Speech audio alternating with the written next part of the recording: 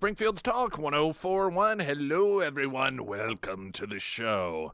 Boy, things going from bad to worse as the Kamala Tim train is derailing off the tracks before our very eyes. What I think Republicans hoped for, and that is Kamala Harris repeating her campaign from 2016 is unveiling, and that is coming out hot with lots of excitement and praise. Woman of color, gonna be president of the United States. And then people heard her, listened to her talk and stuff, and then people are like, you know what, I do not like her at all. And of course, Tulsi Gabbard, just really highlighting much of Kamala Harris's actual record during that Democratic debate, and it wasn't long after that she dropped out. It isn't just public performance, but it is what has been known about Kamala Harris for a very, very long time, and that is she is not a good leader. Now, that term gets thrown around a lot. And when I say she's not a good leader, I'm really talking about, this may seem obvious, in the real true sense. There's no direction. It's part of the reason that her campaigns act so erratic. And it's part of the reason that the turnover rate in her office as vice president was so high. There's a vacuum, total vacuum. And so there is no understood direction. There is numerous people that are grappling to try to be the decision makers, and we're watching it play out right before our very eyes. Republicans, of course, were a little frightened whenever the billionaire donors bought the nomination for her because of the way the media was presenting her, and just as the most amazing thing ever to exist. But again, though cautious, there were many people that just looked at the past and banked on the fact that she hasn't fundamentally changed as a person. And why should she? I mean, here she's been vice president of the United States, and every responsibility she's been given, she's failed on, and then they excuse it for her or claim she was never given the responsibility in the first place. So if you are handed everything and you are given participation ribbons for everything, why would you change? And she hasn't changed. And so we're seeing this shift. I've got a lot of audio. NBC talking about women, Trump now winning over women, over Kamala in the polling, the massive shift in male black and female black voters, which, by the way, we've got some of this audio. It's pretty interesting from MSNBC or CNN, one of the two. They continue to portray this as uniquely a Kamala Harris problem. But what they've noted is that there has been an erosion of the black vote from the Democrat Party since Obama. So this isn't a situation in which Obama, then Hillary, then Joe Biden all had these massively successful numbers in line with one another, and then Kamala dropped off severely. It has been a stair step down to her, from Obama, then to Hillary, then to Joe, and now to Kamala. So this is a problem that's much deeper than Kamala Harris, though she doesn't help it because she's not a likable person, especially apparently amongst black men, specifically younger black men. But this has been a Democrat Party problem, which they are trying to blame on Kamala, and that is just putting their head in the sand. Of course, their tactic has become scolding the voter. This is the go-to for Democrats. If you do not fall in line, they scold you. Most recently with Barack Obama, who, of course, during the Democratic National Convention, got up there and lectured all of the delegates that they need to quit scolding people and lecturing people. And then whenever this black vote is not showing up, according to the polls, in order to really give Kamala Harris the support that they have given Barack Obama in the past and other Democrat candidates, what does he do? He does what Democrats always do, and that is default to there's something wrong with you. It isn't them. I mean, it is never, ever their fault in the messaging. It is never their fault in the policies. It is never their fault in the results of the policies that you do not support them. It is because you are racist. It is because you are misogynistic. It is because you are homophobic. You lay out the list, and anytime they fail to earn your support, which they all like to run around talking about, everyone has to earn support, but they don't. And when they don't, they turn on you, the voter. And we're watching all of this play out. These plagiarism, I think they are beyond accusations at this point. Now, my first thought in the confirmation, even the New York Times, is they're trying to downplay it.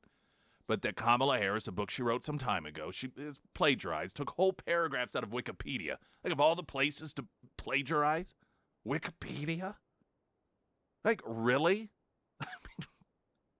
I don't know if her thought was, well, they won't care because they're not reliable anyhow. But to plagiarize from Wikipedia is almost as bad as the plagiarism itself. And she plagiarized from some others as well. This has been confirmed again, the New York Times and a number of other outlets. But my first thought is, what's the publisher going to do? Because the Kamala Harris campaign and the Democrats and the media, they're obviously going to try to ignore this. But the publisher has a big decision on their hands. And are they more in the business to have credibility and to sell books of their authors, or are they more all in to get Kamala Harris elected president? Because there is a big credibility situation here. If they allow for a book to continue to be in print, which I'm guessing it is, or at the very least, even if it's not in print any longer, if they don't say anything about the fact that they published a book that it turns out had much of it was plagiarized, and they say nothing, that's their credibility. And apparently, according to some sources, there was an internal email, it's a reply all situation that leaked out in which the vice president of that publishing company sent out to employees saying, all inquiries regarding this Kamala Harris plagiarism stuff, send to me. So they clearly recognize they could very well have a PR problem on their hands. There's a lot of stuff to talk about today. Pyramid Roofing Company talk and text line 447. KSGF, latest news update.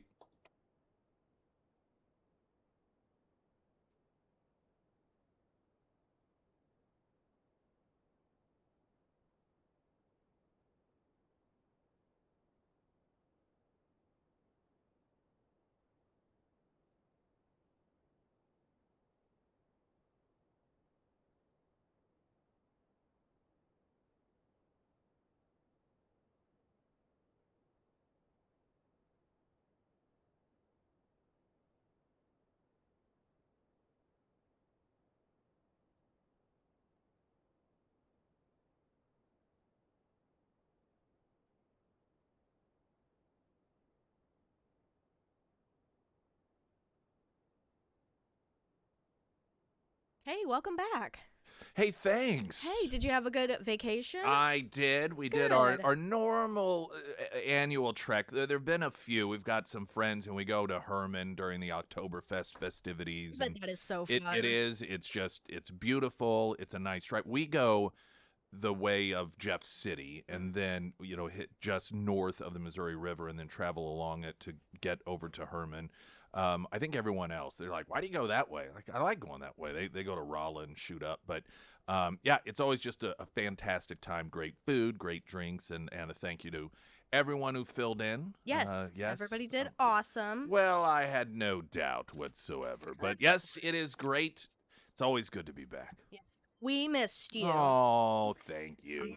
Do some weather. Okay. The first alert forecast from Color 10 Fox 49 meteorologist Tom Schmidt, sponsored by St. Clair the Ozarks Home Improvements. Today we'll see cloudy skies with a high near 58. Tonight clear with a low around 32. For your Wednesday, we'll see frost in the morning and then sunny with a high near 62. And on Thursday, sunny with a high near 68.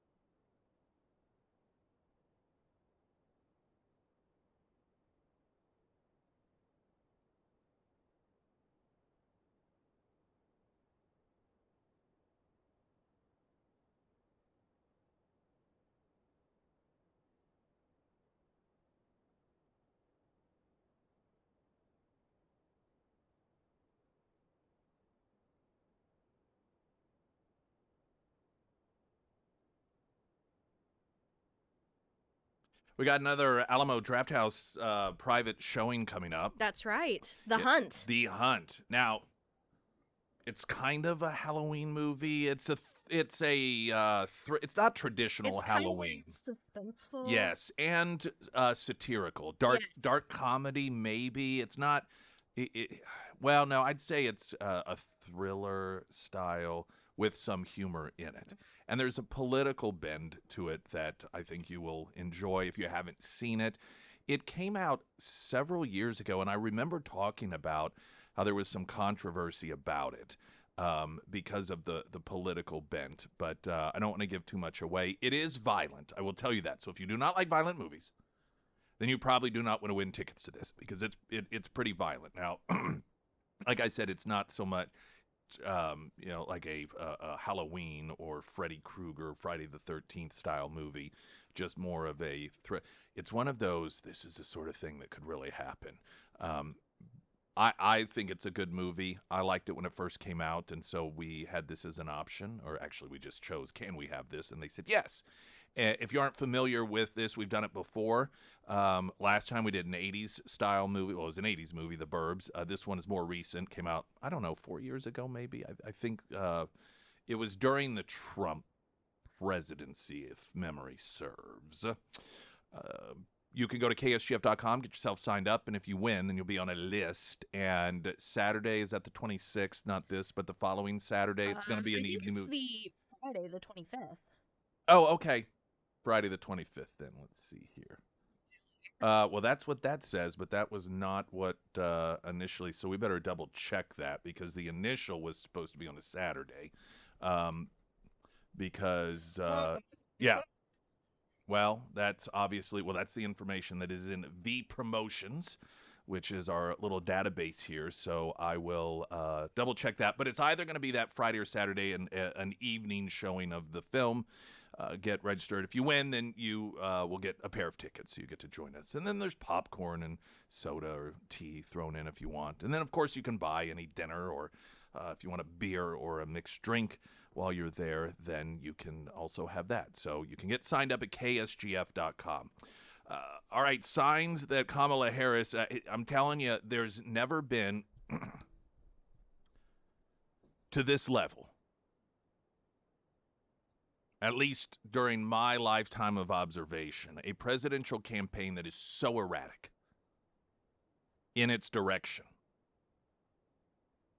It's pretty hilarious, given that Donald Trump is always presented as unhinged, erratic, just, crazy, just herky-jerky, any different direction at any given time, while as of late, Donald Trump has been steady and true. He's just been out there. He's been on message. He's been preaching the same thing over and over again, while the Kamala Harris campaign is zigzagging all over the place in desperation. In fact, Tim Walz is expected to be in Wisconsin today to announce some new plan they're going to get rural voters. I mean, they're just constantly changing strategy here, and it's because of desperation. Two indicators of said desperation is the fact that Harris has scheduled a Wednesday interview on Fox News. Now, this is supposed to be, or it will be with Brett Baer in Pennsylvania. Brett Baer is,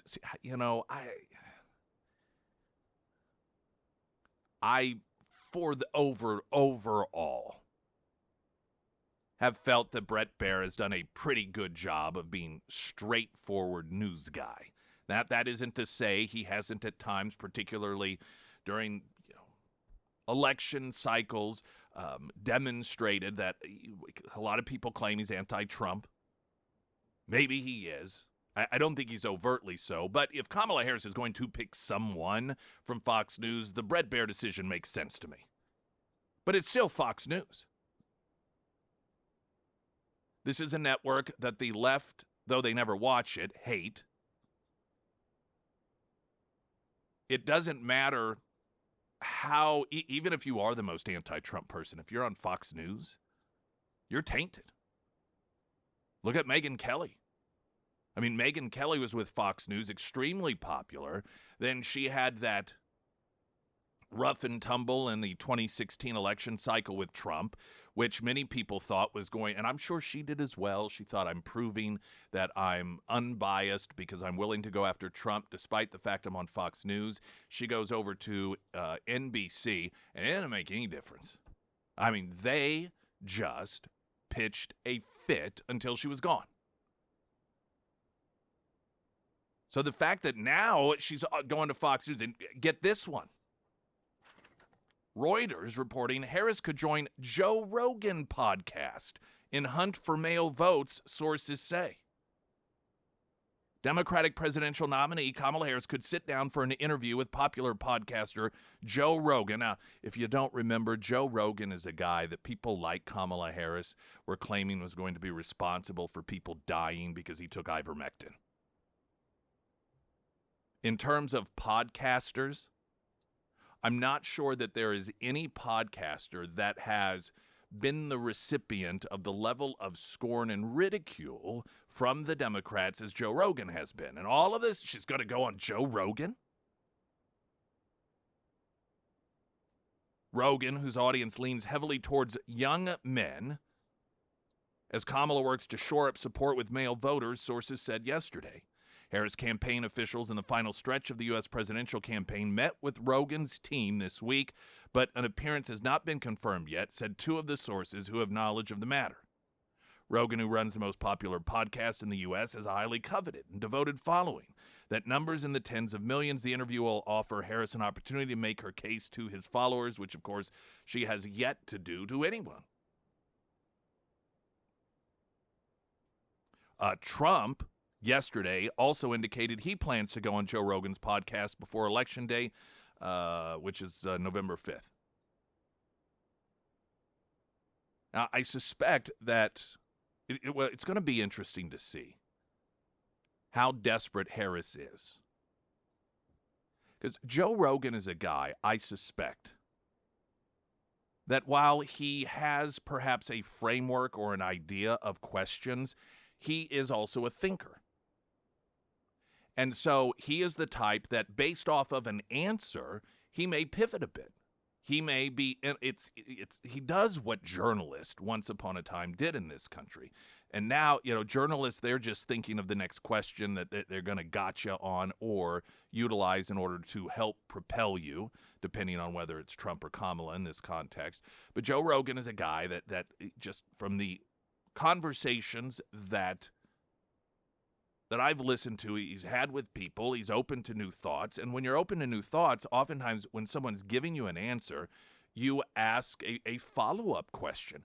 And that is not something I can imagine the Harris campaign people being comfortable with. Of course, the follow-up questions for somebody who is intellectually curious, like Joe Rogan appears to be, could very well be reduced down to, what are you talking about? I don't understand what you're saying. Can you be a little more specific in this? Because she never really does answer questions as much as wander around like some sort of schizophrenic motivational poster.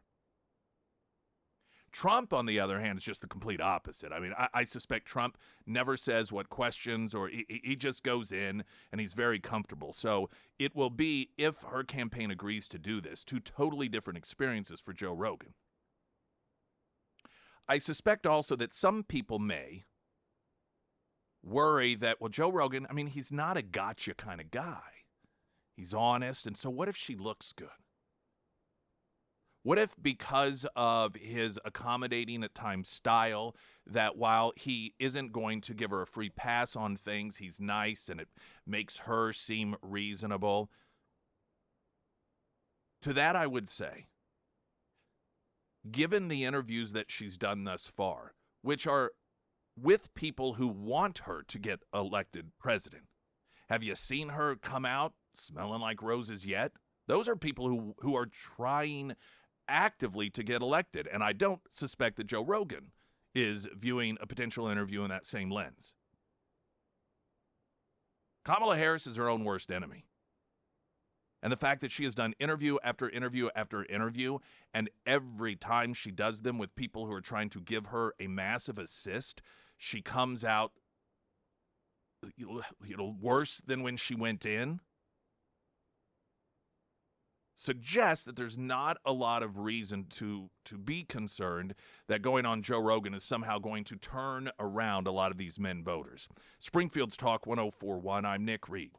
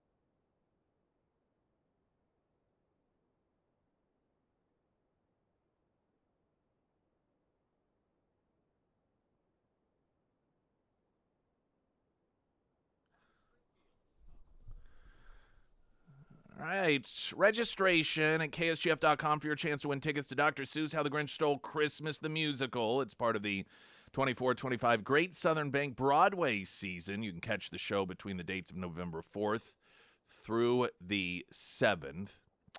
And then Hotel of Terror and Dungeons of Doom. That, of course, underway. All this week, you have a chance to win a pair of combo tickets to Hotel of Terror and Dungeons of Doom. That gets you into both, so you don't have to choose one or the other. All you have to do is listen for a special keyword. Do we have that keyword? We do have that keyword. All right. Is it up? Am I missing it on here? No, but do you want me to tell you? Yes. What is the keyword? The keyword is demon. Oh. Yeah, mysterious. Demon, DEMON. Very All you got to demonic. do is text the Pyramid Roofing Company talk and text line. That phone number is 417-447-5743. And then I believe Houston is going to pick a winner each day right after the show. Oh, okay. So you don't have to wait. Yeah, that's even better. And just for the record, we officially agree that demons are bad. Yes. I just want to make sure everyone understands that. All right, so good luck with that. If you have the app, it's real easy. You don't even have to remember the number. You just, do the text thing. So text the word, and don't put exclamation points or anything. Right? Or is this automatic? Is this an automatic one? Like Yeah, where? that's Okay, so it has to be exact. Mhm. Okay, got it. So it has to all lowercase. Yes. Okay. So just text that to 417-447-KSGF Demon, and that'll get you registered. Win a pair of tickets to Hotel of Terror and Dungeons of Doom.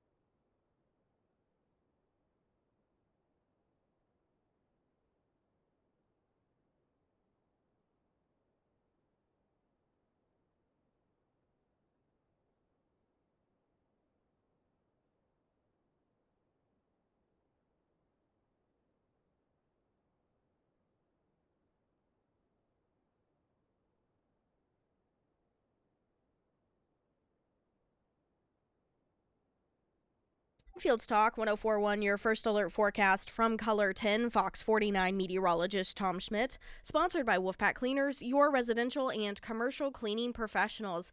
Today we'll have cloudy skies with a high near 58. Tonight, clear with a low around 32. For your Wednesday, we'll see frost in the morning and then sunny with a high near 62. And on Thursday, sunny with a high near 68.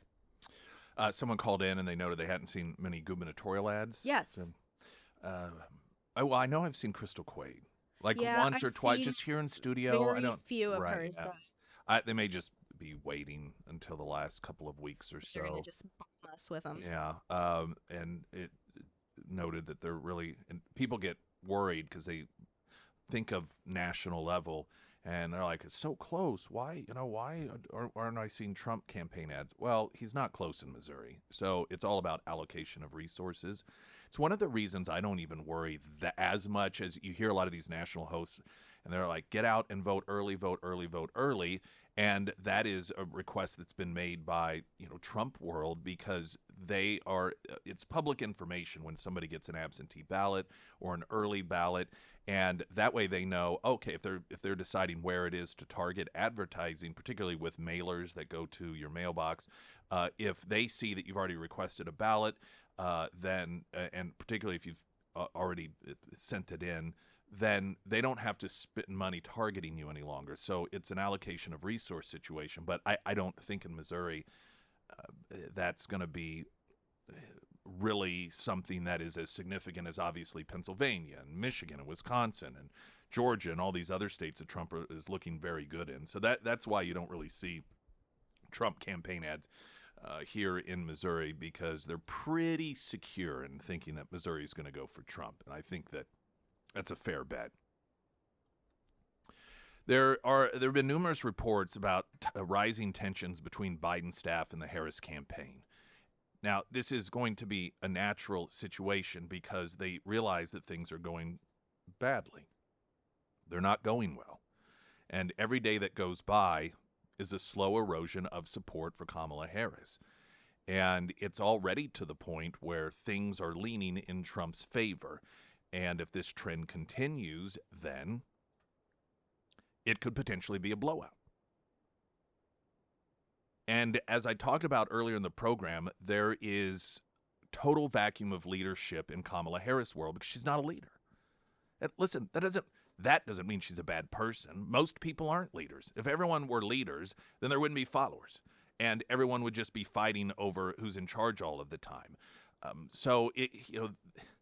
The problem that we have with her is that she has been handed essentially every position she's ever gotten. She's never earned it. And so the problem that she's facing is she has no leadership skills. And I think she doesn't probably realize that. She just doesn't understand. It's everyone else's fault. And it's part of the reason that there is such an erratic nature to this campaign, because at any given moment, they're like, well, this isn't working, let's do this. Well, that isn't working, let's do this. Well, that isn't working. And so I'm sure there's a lot of fighting. Olivia Rondeau writing that tensions are rising between President Joe Biden's administration and Vice President Kamala Harris's campaign, with Biden's senior staffers being labeled as too, quote, in their feelings to fully support Harris after he was pushed out of the race, inside sources revealed to Axios. So this is finger pointing. Biden and Harris have struggled to remain on the same page since she announced that she would be taking his place at the top of the Democratic ticket in July, with Biden holding an impromptu press conference just as Harris was about to hold an event in Michigan on Friday, ensuring that she would get less live coverage. Prior to that, Harris slammed Florida Governor Ron DeSantis for declining her call about Hurricane Milton, which he denied receiving, just before Biden undercut her by praising DeSantis for being gracious and cooperative, again, according to Axios.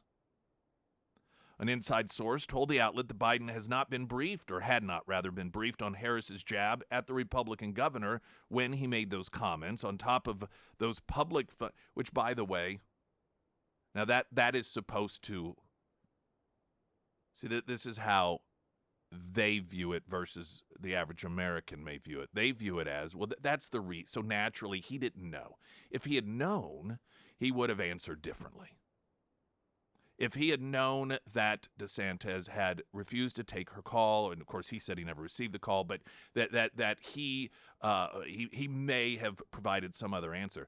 But the fact that he didn't even know that she made that call tells us that she's not in the loop on any of this stuff. She's not part of these conversations. This was something while she's out there campaigning and fundraising with celebrities. She thought, let's get them on the phone so she can go out there and say, I talked to the governor of Florida. And you know why? You know why it is that she wanted to be connected to him and let people know that she had had a conversation with him? Because she knows what Biden knows, and other Democrats have had to quietly admit to themselves, and that is he knows what he's doing. That if there's one thing that the governor of Florida does well, it's this. And just because you've had a lot of practice at it does not mean that you're going to be good at it. In fact, most people in government get rewarded for failure. So it isn't something that they can write off as, well, he's dealt with this before. When you really break it down, this whole scenario tells you so much. One, Harris is not in the loop on any of this stuff, which is why Joe Biden didn't know that she was going to be calling DeSantis. And the fact that both Biden and Harris she was trying to connect herself to him is a recognition that he is going to do very, very well in Florida, and Florida is going to look like a success story compared to some of the other states potentially, and she wanted to be able to say she had a part of that.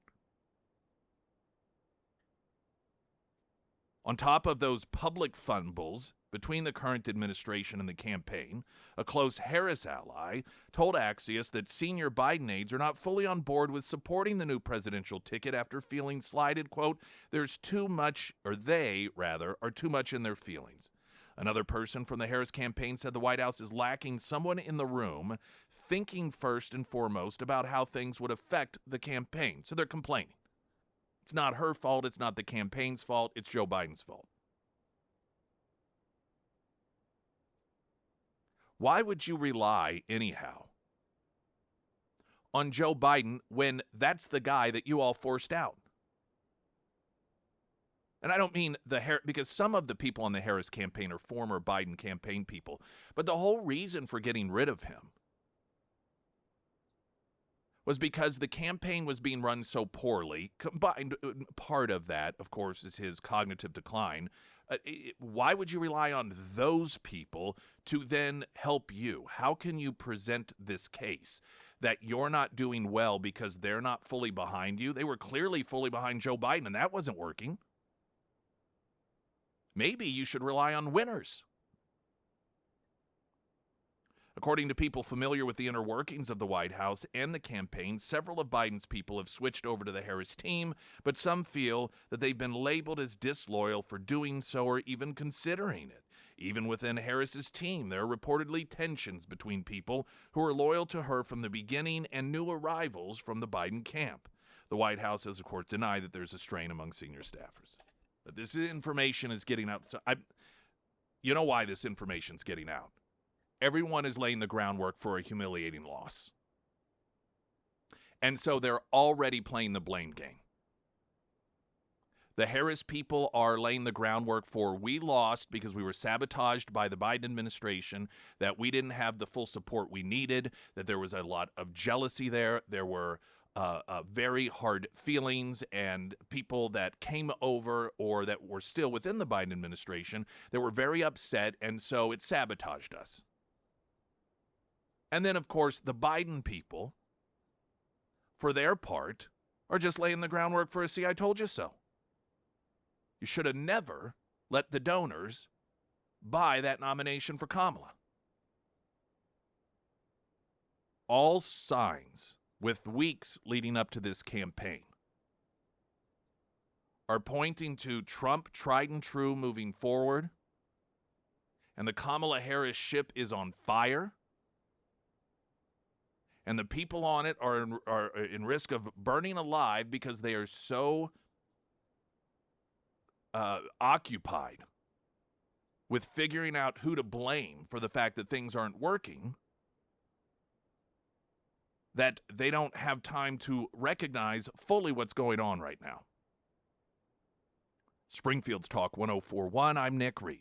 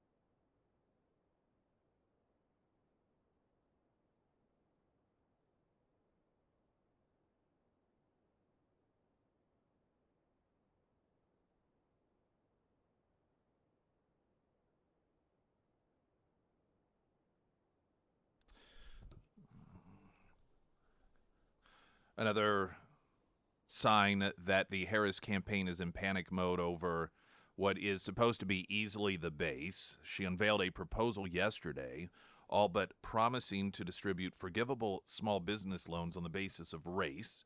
The Harris campaign rolling out its Opportunity Agenda for Black Men, which proposes to give $1,200,000 loans to black entrepreneurs and others who have historically faced barriers to starting a new business or growing an existing business. What's a black business? That sounds kind of racist. Here is CNN talking about the latest numbers that are bad news for Harris. And sometimes there's a trend line that I never noticed before and make me go, whoa. This is one of them, all right? This is the Democratic margin among black men under the age of 45 in presidential elections. You go back to November of 2012, what do you see? You see Obama by 81.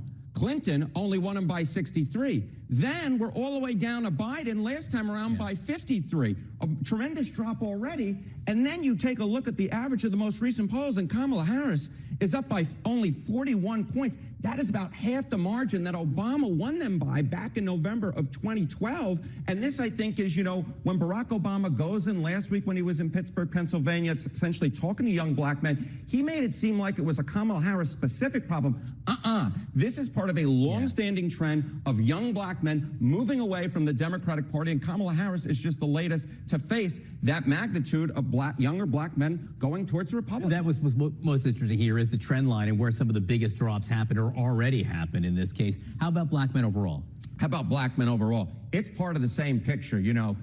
we're looking once again, if younger black men, it looks like the worst Democratic performance since 1960, since JFK versus Richard Nixon. It's the same thing among black men overall. Again, part of a similar trend, but here actually the drop-off isn't as dramatic, right? Barack Obama won him by 85, then you see 71 with Clinton, 69, Biden, basically the same thing, holding steady. But here, again, very, very weak, only a 54-point margin. Now, again, still winning them by a large margin, but considerably lower than what we're used to, certainly considerably lower what we had during the Obama years. The bottom line is Kamala Harris with younger black men and then black men overall putting in historically weak performance for a Democratic Is she candidate. getting any relief with black women? All right. So, we're talking about the trend line, right? And black women, look, she's doing better with black women than she is doing among black men. But here, there isn't a trend line almost until we get to Kamala Harris. So again, this is a black margin among black women. Look, Obama won him by 93, very large margin. Clinton won him by 93, a very large margin. Biden did a little bit worse at 85, but then you look here and you get a 71-point margin. Now, again, these are large margins, but the bottom line is when you're talking about the base of the Democratic Party, you would think that Kamala Harris would do very well among black women based upon history, and of course, she would be the first black woman president, but she's actually doing the worst for a Democratic candidate among black women since 1960, if this holds, John. All right. So now, of course, there are some visuals there with the numbers and a lot of information, but what it breaks down to is that she is doing historically poor amongst young black men, historically poor amongst black men altogether. He notes that this isn't simply a Kamala Harris problem. This is a trend that has been occurring for some time. And he gave the numbers. Obama, his numbers were high. Then you had Hillary Clinton, they were a little lower. You had Joe Biden, they were lower. Then you got Kamala Harris, they're lower. What is really fascinating, though, and it must just drive Democrats nuts, is that what hasn't been a trend line is the support erosion of black women. And he noted that for the most part, black women held steady in their support for the Democrat presidential candidate with Obama, with Clinton, and with Biden, while men slowly began to erode away. But with Kamala Harris, it has dropped off. So here is a woman of color who is amongst the Democrats doing the worst in modern history that a presidential candidate has done with black men and black women. And she's a black woman. You know how frustrating that must be to them? She can't really blame that on racism, can she? Could she? I'd love to hear that question. When she was asked why she did not have enough support to stay in the race back in 2016, she said racism and misogyny. America isn't ready for a woman of color yet. Well, when women of color are where you are doing historically worse than by a significant margin than previous Democrat presidents, it becomes a little difficult to argue that it's racism and misogyny. Though it doesn't stop it, of course. Springfield's Talk 104.1, I'm Nick Reed.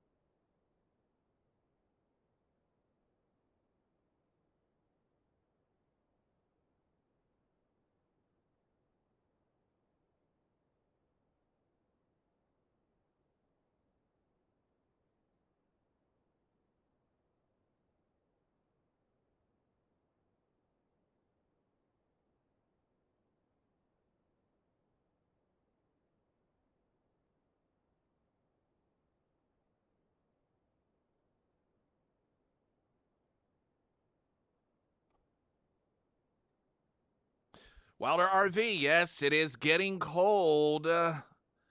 Looking at these freeze warnings, frigid temperatures. So, for a lot of folks, this is when the RV gets ready for being put up for the season, winterizing. You do any of that routine maintenance. Wilder RV, they're your folks for it. Or maybe take advantage of the end of the year deals that they have and trade up or trade down. Perhaps the one that you have, the kids are gone, the dog's gone, you don't need as much space as you did once upon a time, whatever the reason for it.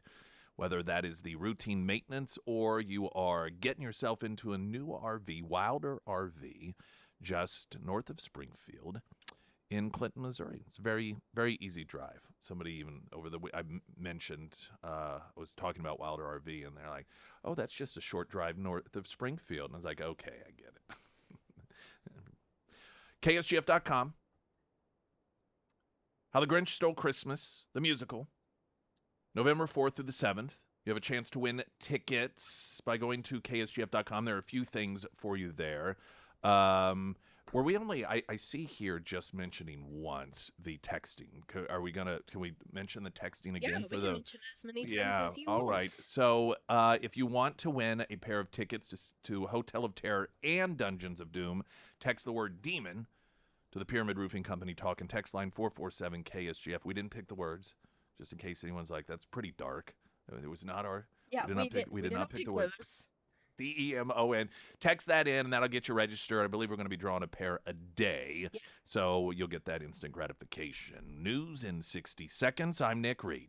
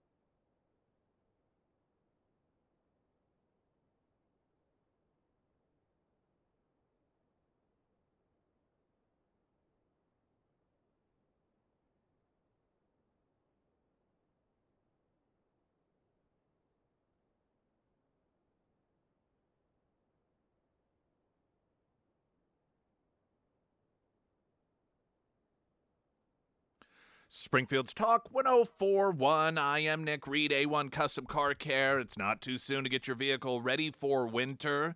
Make sure that your heater is working, your defrost is working. Defrost is more than just blowing warm air up on your windshield. There's a moisture factor involved there. Point being is you may think, well, if I got warm air coming out, that's all that's necessary. May not be the case. So whether it's that or, as we are going to get, the inclement weather coming along with the cold temperatures and those slippery conditions, while ice is ice, and whatever the tread is on your tire, no matter how well your balance and rotations are all set up, when you hit ice, you're going to slide. But that recovery, that's where that stuff is really important. How quickly are you going to be able to recover afterwards? So make sure that you're ready. It's for safety. And A1 Custom Car Care, they're your folks for all of those needs, big or small, prepping for winter. A1 Custom Car Care, you can find them at ksgf.com under Nick's endorsements. I saw yesterday, as many of you did, there's this battle culturally going on between those who recognize American history and those who want to delete it / condemn it. And Columbus Day is one of those many days. And most of the people who are in opposition to Columbus Day have no clue about history, particularly those that want it replaced with Indigenous People Day. And I say that because the reason that they give generally falls along these lines, and that is explaining that Columbus Day has been replaced with Indigenous People Day because of the recognition of the bloodshed at the hands of Christopher Columbus. All of the lives that were needlessly lost because of his barbaric ways. Do you know anything about Indian tribes on this land? There are tribes of people that literally went extinct because of other tribes slaughtering them. Now, this isn't to say that Christopher Columbus was pure as the driven snow, and while the majority of people behaved when it came to land or power in ways that we consider barbaric today, at that given time, things were different. And so he wasn't some visionary, some peace-loving visionary that didn't have any blood on his hands whatsoever. But to cite as a reason for replacing his day with Indigenous People Day because he was brutal and killed people is a demonstration that you know nothing whatsoever of history. Some of the most brutal clashes that occurred on this land we know as the United States of America was between different Native American tribes. By the way, oftentimes one stealing land from another. If you want to have Indigenous People Day, that's great, fine. I think there's fascinating history there. And that is part of the history of this land on which we live. But to utilize barbarianism of Christopher Columbus as a reason to make it Indigenous People Day, I don't know that there could be anything more far off base and a greater demonstration of ignorance when it comes to the history and the truth of what happened on these lands. Just the level of ignorance combined with righteousness, that's what really gets you. I mentioned earlier, and in a sign that the Harris campaign realizes that they have got a real problem with black men in this country, she announces this stuff's so obvious. Oh, we're going to do an opportunity agenda for black men. Oh, what timing this is. Like right when we see that she's unable to pull those poll numbers around, and the latest set of polling shows that she's at historically low levels amongst black voters in this country. It's been since 1960. Oh, that's like a really long time. So, opportunity agenda for black men. The economic agenda is, according to The Hill, focusing on helping business owners, teachers, cryptocurrency investors, men with health conditions, and men in the marijuana industry. Now, this also is something we've talked about before, how they shift people around in terms of the hierarchy. Once upon a time, the Democrat Party claimed to be the party of women. The only context that they are a party of women anymore is their argument that a woman should be able to kill her own son or daughter. But outside of that, when it comes to sports, when it comes to scholarships, when it comes to privacy in the bathroom, when it comes to perverts in the showers, they're all in with men. And a man can do whatever he wanted. It's a man's world if he says, you know what, I'm a woman, because you should believe him that he's a her. And I love this economic policy plan. There's no mention of women. This is all incentive for men. All of these years of the Democrat Party claiming that women are the ones who have the roadblocks, that women are the ones who make 77 cents on the dollar. All of a sudden, Kamala Harris is handing out free money to men, specifically men. She laid out the focused agenda in an effort to provide black men, not women, quote, the tools to thrive, to buy a home, provide for our families, start a business, and build wealth, according to campaign co-chair, former Rep. Cedric Richmond. You know what else can be considered a tool to thrive? Not having policies that wreck the economy. Instead of the Rube Goldberg approach that they take, which is wreck the economy, and then when you desperately need help because of their doing, they come along to save you. They start a kitchen fire, and then they show up with an extinguisher. This is their version of compassion. Her plan involves providing 1 million fully forgivable loans, up to $20,000 to black entrepreneurs and others who have historically faced barriers to starting a business, according to her campaign.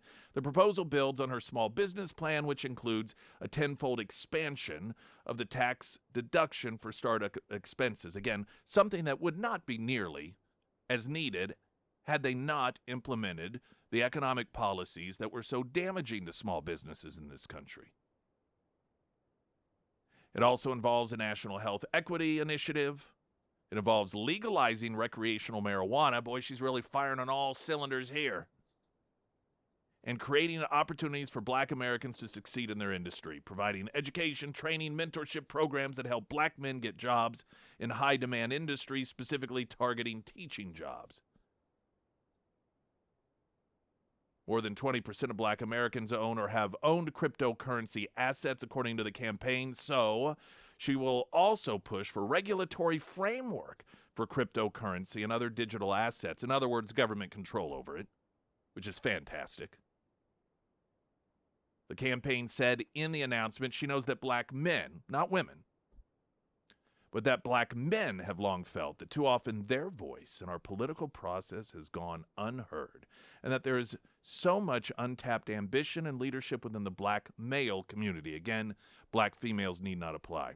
Well, here's a question. If Democrats, the vast majority of them in this country, live under Democrat rule in the major cities in this country, and they vote overwhelmingly for the Democrat Party, what does it say when you then acknowledge that in the political process they're not being heard? That they have been so screwed over in the political process and the people that represent them that they need Kamala Harris to step in. That doesn't say a lot about the Democrat Party, does it? Look at the weather in a moment as things are slated to get colder. Traffic also right now, the latest news update.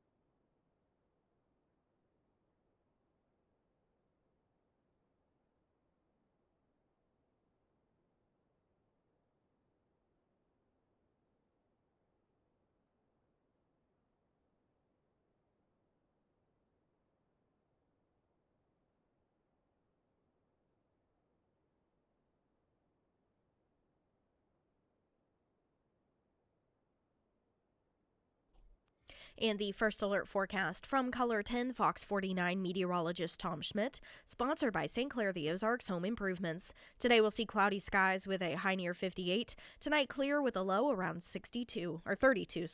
Wednesday we'll see frost in the morning, then sunny with a high near 62, and Thursday sunny with a high near 68.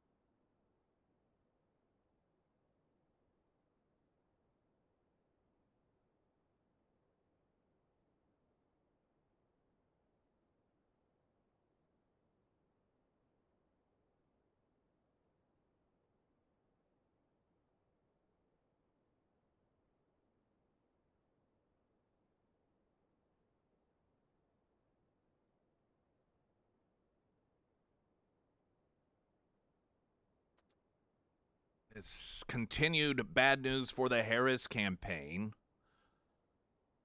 We got NBC News Capitol Hill correspondent Ali Vitali breaking down Donald Trump's new lead amongst white women.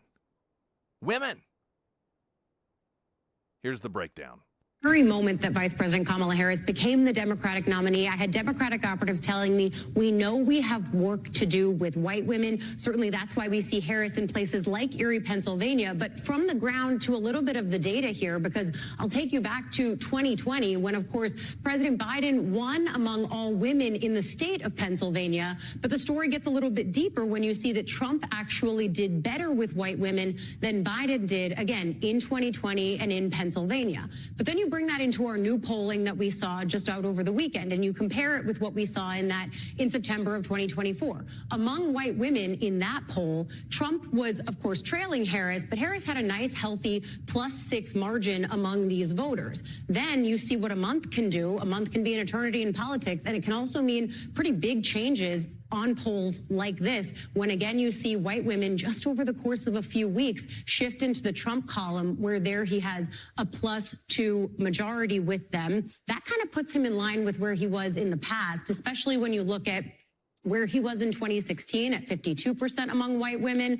Then he gains a few points in 2020 up to 55%. And then, of course, open question about what ends up happening in 2024. But when you see him at 50% in this poll now that we just released over the weekend, it's Trump starting to pull in line with where he was in past election cycles. And it's where you get this really tense and almost confusing dichotomy with white women voters who can swing elections in key states like Pennsylvania, but who might feel like their ideology is more in line with Democrats, at least according to our polling averages that we've seen over time. But then when you start putting names on paper and votes to ballots, you end up starting to see them potentially come home to Trump. Either way, this is going to be something we watch very closely with two candidates. Trump, of course, who's been on the ballot before. Harris, new to these voters, but also an entirely new issue set with abortion, the potential X factor here. I know. We'll talk about the abortion aspect of this in a moment. But this is, one could say, well, it's one poll. Well, and she's not new to voters. She's been... That's what I got out of that. She's been in office for the last 3.5 years. Well, even the opening, she's like, now, in the very beginning, her people acknowledged that she had a lot of work to do, really, because the way I remember her being presented is if this was the great answer to everything, and they were so confident, and everyone was so excited. There was magic in the air. I love how they rewrite this history whenever reality starts to bubble to the surface. Well, they knew this was going to be a problem, really? Because I don't remember that messaging. I don't remember that at all. No, she was supposed to be the breath of fresh air. Yeah, she's turning the page. Joy. Joy. The joy campaign. The joy Did we forget about campaign. that? I guess we did. Apparently not a lot of joy. Now, what I'm beginning to pick up on here is that just because someone as a person is a woman, that doesn't mean that they automatically want every single woman that comes along to or to support them. That just because Kamala Harris is a woman doesn't mean that all women are going to like her. This is a real defect in an evaluation of humanity by the Democrat Party, and that is if you're Hispanic, you're supposed to vote this way. If you're black, you're supposed to vote this way. If you're a woman, you're supposed to vote this way. It's just this nonstop parade of requirements based off your sexual orientation, based off your gender, based off your skin color, and then they just can't believe it. They don't understand it when it doesn't work out that way. In the last segment, we talked about the fact that Kamala Harris, compared to previous Democrat presidents, is tanking amongst black women. Now, she still garners like 71%, but this is significantly lower than what the previous Democrat candidates have gotten. Now, there has been a stair-stepping of decline amongst male black voters from Obama to Hillary to Biden and then to Kamala Harris. But with women, it's been a sharp drop-off that Obama, Biden, and Clinton were all pretty much consistent with one another when it came to the female black vote, but Kamala's losing it. She's losing some of that support there. And I think it's interesting that when it comes to white women, she's losing support. There is a reality that I think people just don't want to talk about, and they don't want to say the words out loud, but I think that there is some truth to it, and that is that oftentimes when it comes just to the way that there is interaction, some women actually prefer men. Now, some are going to prefer women as well. I've known people in a non-political context who are women who just in their own experiences preferred working under a man as opposed to a woman. Now, for whatever reason, you could talk about that all day long, but there is a reality there. And this approach that every woman is going to want a woman president, and then when it doesn't turn out that way, whenever it turns out that women aren't one-dimensional, that they actually care about other things, like their child's education, and they don't want to be listed as a potential terrorist under the Patriot Act for doing so. When they worry about whether or not they're going to be able to put what they want on the table at night for their kids, or, pay for them to have vacation experiences or to go to camp. See, we're supposed to believe that when it comes down to it, women will toss all of that aside just to have a woman. Now, there are some women who will vote that way, and there are some men that vote for goofy reasons as well. It's not a monopoly that women have on voting for reasons that aren't really meaningful. And I'm going to say it too. She's just not that likable. And when it comes to a woman being unlikable, oftentimes other women are the first ones to really push away from it. I'm not sure if you've ever watched any of the litany of housewives of this, housewives of that. And women just tend to rub each other the wrong way in ways that oftentimes men don't. And so there's just this refusal to recognize all of the realities about a woman running for president. And I'm not saying that every woman, obviously, she's got under what is it? Trump's 51, she's 48, somewhere around there when it comes to support for women. So she's got roughly half the women. But it's just this idea that all women should automatically support her, and they just can't figure out why that's not happening just because she's a woman is in total defiance and totally kicking to the curb any recognition of human interaction, particularly between genders. By the way, former President Trump, they mentioned Pennsylvania in there, holds a 3-point lead over Harris in the swing state of Pennsylvania, according to a recent poll conducted by Rasmussen Reports and American Thinker between October 9th through 13th, found that 50% of likely voters in Pennsylvania will vote for Trump in the upcoming presidential election, while 47% say that they will vote for Harris.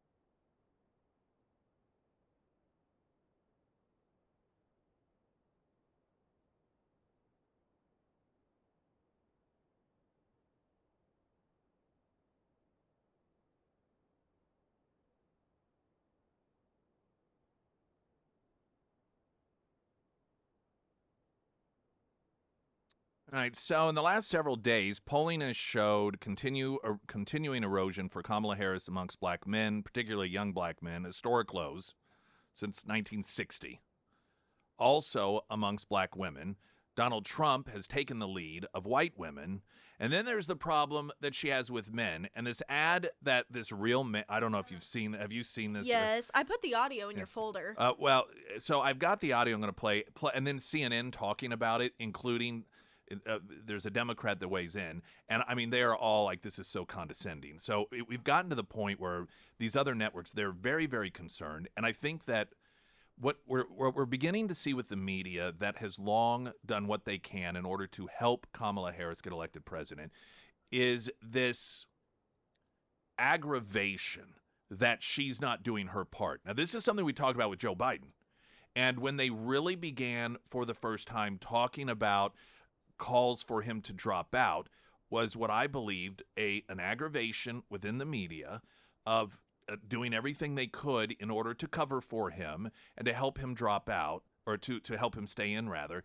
And it just felt like he wasn't doing his part. His campaign wasn't doing their part. They were doing all the heavy lifting. And so when they see these boneheaded moves, then I think that we see that come to the surface, that it's not a criticism of Harris or a criticism of Biden. It's a criticism of their failure to deliver on what should be a win for them. And when you see the media covering these poll numbers, and coming up, we'll play the audio of that, which, did you know, it turns out those were actors? Oh, that doesn't surprise me. Yeah, they found out that they were actors. These guys that are supposed to be, I'm a real man. And I did see that they took multiple takes of this ad. Yeah, I haven't watched any of the alternative takes. And then, so we've got the audio, and then CNN commentators ripping on it for being so inauthentic and out of touch. And this is a reflection of even her allies in the media that are getting very frustrated as we are just weeks away from the election. They've been doing all the heavy lifting while she's not delivering. All that next. I'm Nick Reed.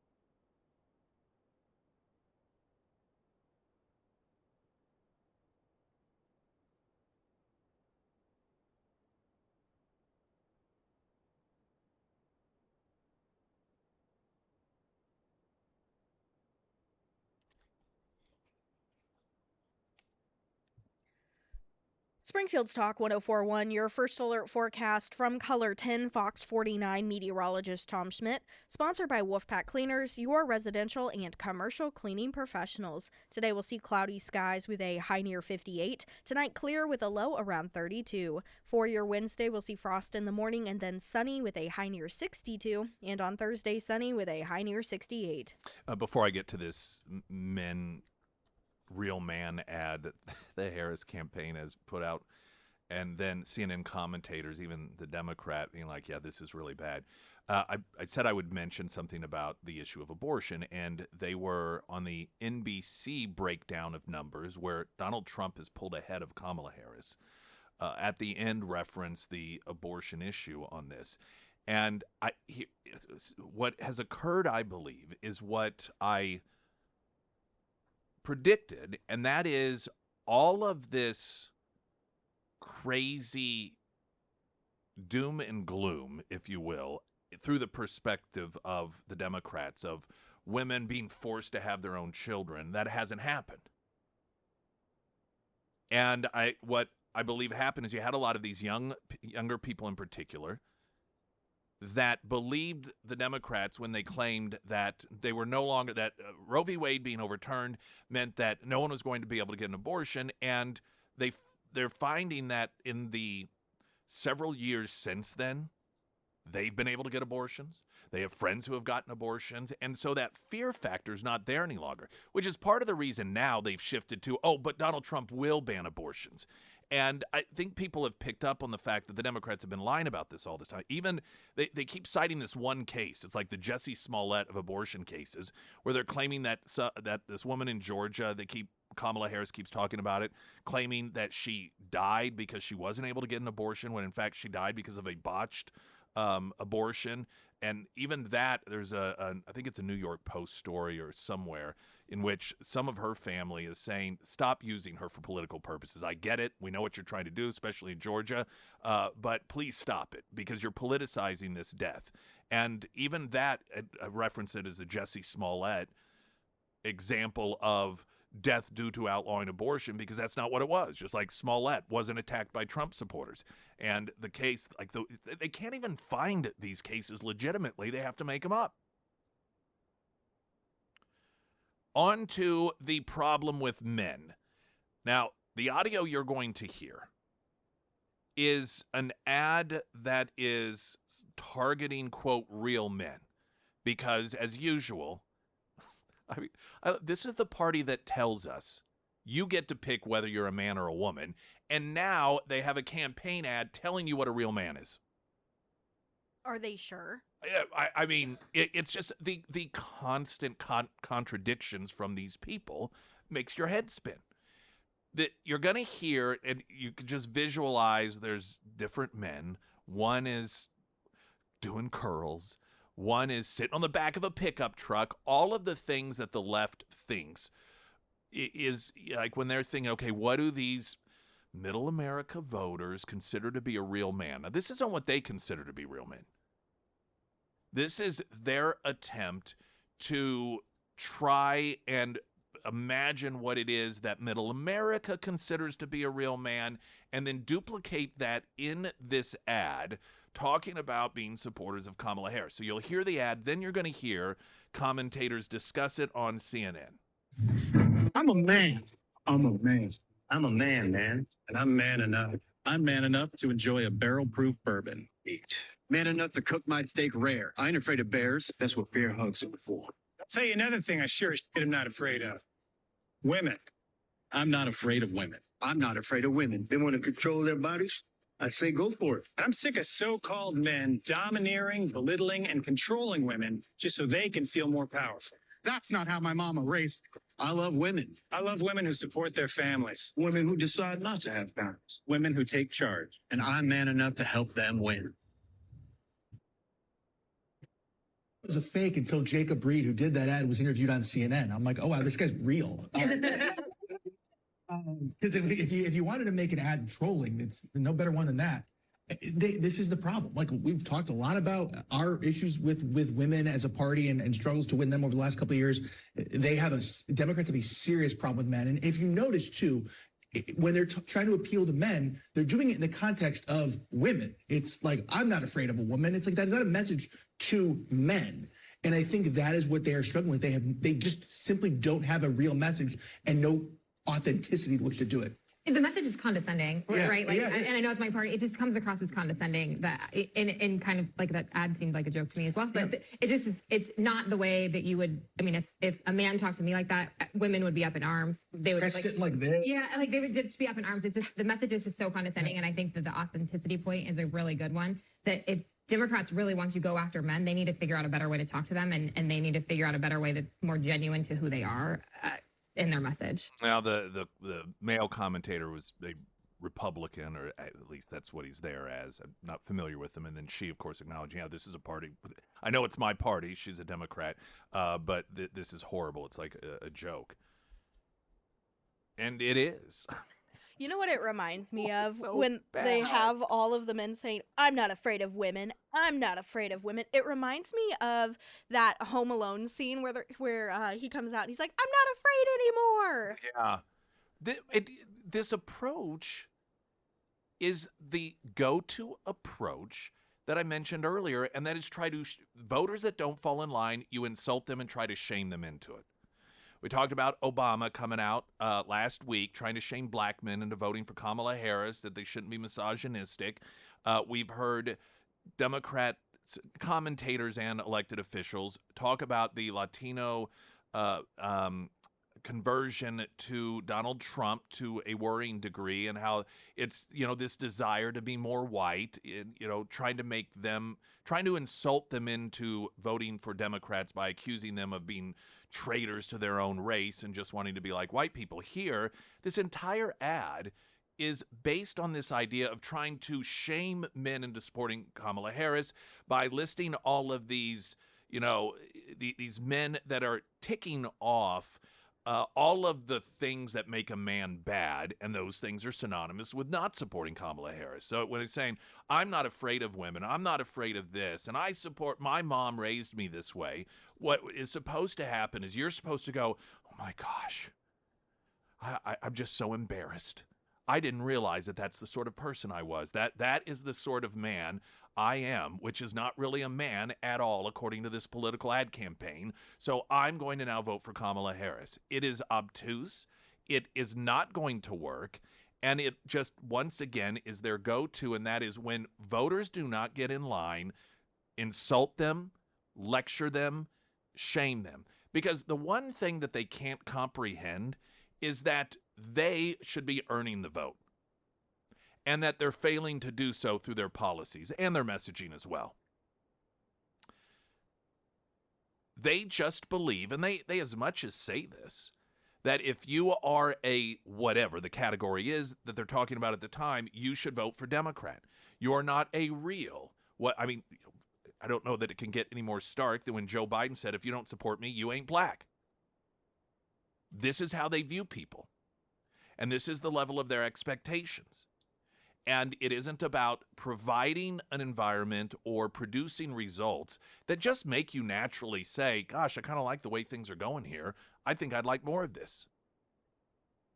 But instead, shame on you for not supporting us just because we're us. Just because Kamala is a woman of color.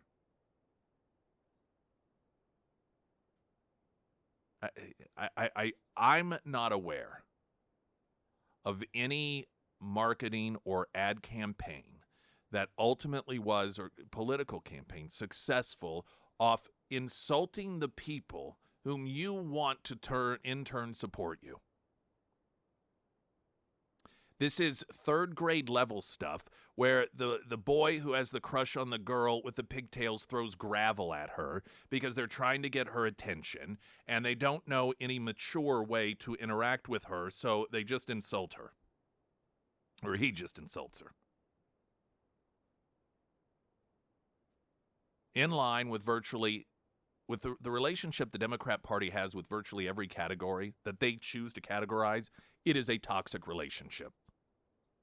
Springfield's Talk 1041, I'm Nick Reed.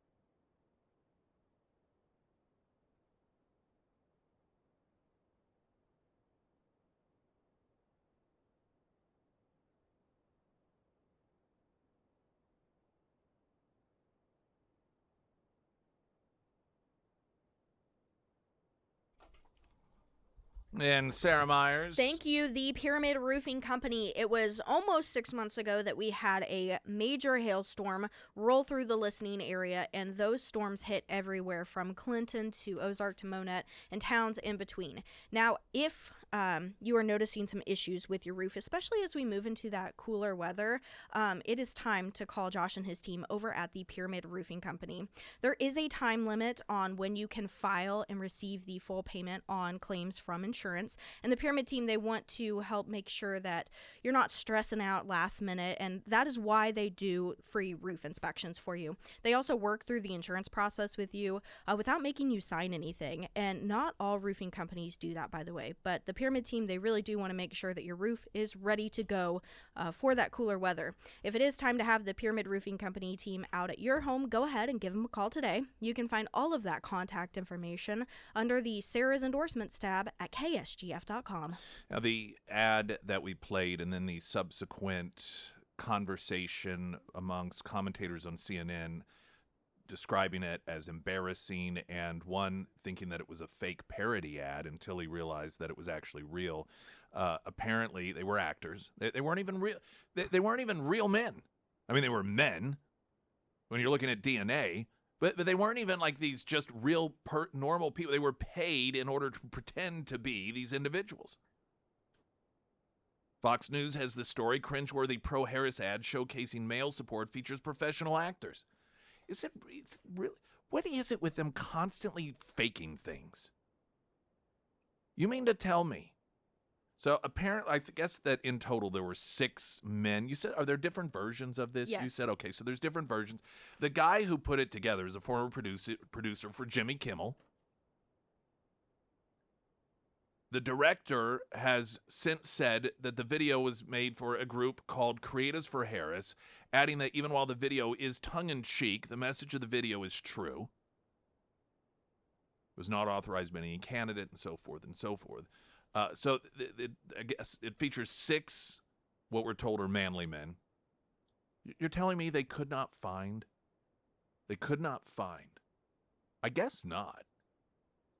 What they thought were representations of manly men that were supportive of Kamala Harris so they could be in the ad themselves? They couldn't find any? See, this is that they're catering, again, to a segment of the population that they do not get, they do not understand. It also suggests that they themselves do not believe that they have any manly men that are supportive of Kamala Harris because they got to go pay people to pretend to be them.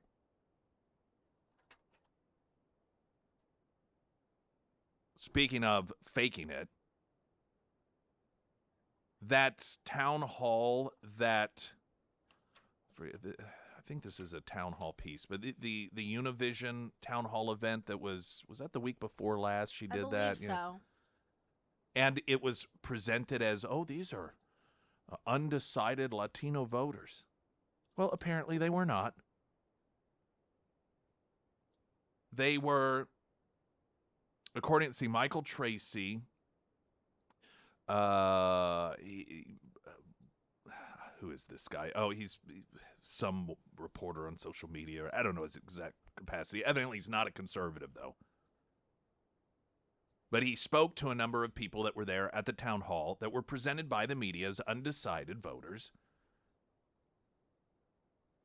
And they were all self-proclaimed Kamala Harris supporters bussed in by a company that ensures high-profile events are packed with people. Tracy tried to interview those who asked Kamala those pre-selected questions, but was blocked. The audience members I spoke to were selected with the help of a company called Fans on Cue, according to the company founder, Connie Quintanilla, whose title for yesterday's event was Audience Manager. Of course, this is not yesterday. It happened sometime last week. The company puts out casting calls for events like the Latin Grammy Awards, which have been previously held in Las Vegas. It's a type of company you might not be consciously aware exists, but once you're told it exists, it makes perfect intuitive sense. People who want to dance at a award show are vetted by the particular company, perhaps for good looks, rhythmic skills. That's the same company that filled the seats at Kamala's town hall. So here's another event that they had to recruit people for.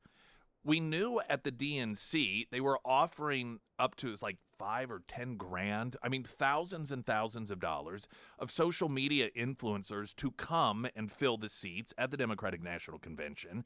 You have actors playing real men for Kamala Harris. You have a town hall that's presented as undecided Latino voters that were shipped in specifically as Kamala Harris supporters.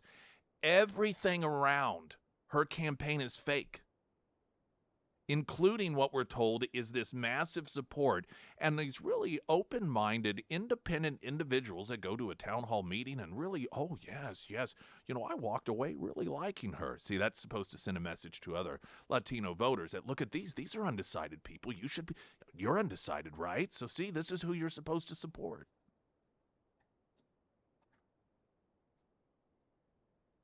Michelle Obama enlists drag queens and Cardi B to gin up swing state turnout where Kamala's losing ground.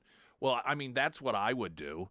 If I was losing ground with black men and white suburban women and just men overall, I would recruit drag queens to try to win them over. So you've got an interesting dual approach here. On one hand, you hire actors to pretend to be real men in order to try to win over some of those people in the swing states. Then at the same time, you recruit men who act like women in order to try and win some of those people over as well.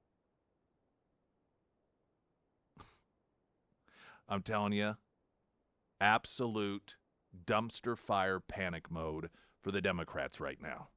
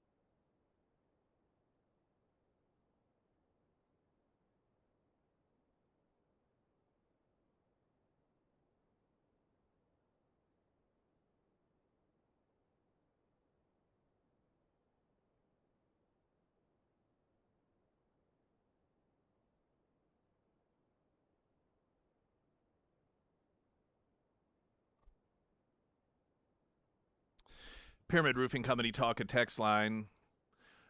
I just wanted to say the more I hear J.D. Vance speak, the more I like him.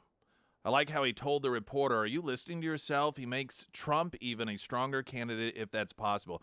I'm also going to, I hope I have time in the upcoming hour to play an interview that he did with the New York Times reporter. And you know how they are. They just, other than abortion, they feel they have one go-to, and that's January 6th.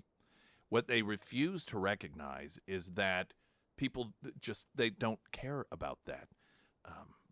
This isn't the top of radar for them. MSNBC did a segment with undecided voters, blue-collar workers, a couple of weeks ago, and asked them, well, what about January 6th? And one of them's like, I don't even really know exactly what happened. I don't care. It doesn't matter. Another one described it as, yeah, some people kind of, got out of control and everything, but I don't really care about it. But there's no other go-to for these people. Well, some Kamala audio coming up. She spoke at a like a church, some sort of church event over the weekend, because the political party who are running around trying to whip people into some sort of scare over so-called Christian nationalist and love talking about separation of church and state. Come election time, boy, they get right up there behind the pulpit and they preach it. Every time. Biden's done it. Clinton's did it. Obama's done it. Kamala Harris does it. I mean, they run around insulting Christians, utilizing federal agents to try and infiltrate the Catholic Church, threaten tax-exempt status of churches if they come anywhere close to even suggesting as a Christian, maybe you ought to vote this way as opposed to that way. But man, they will do voter registrations at churches, which has been done. And they will stand up there from the pulpit and they will preach and they will put on that fake accent, and all of a sudden they will be true believers in Jesus Christ. No shame. No shame. And for whatever weird reason, Democrats really lap it up. We've got news coming up in 60 seconds. I'm Nick Reed.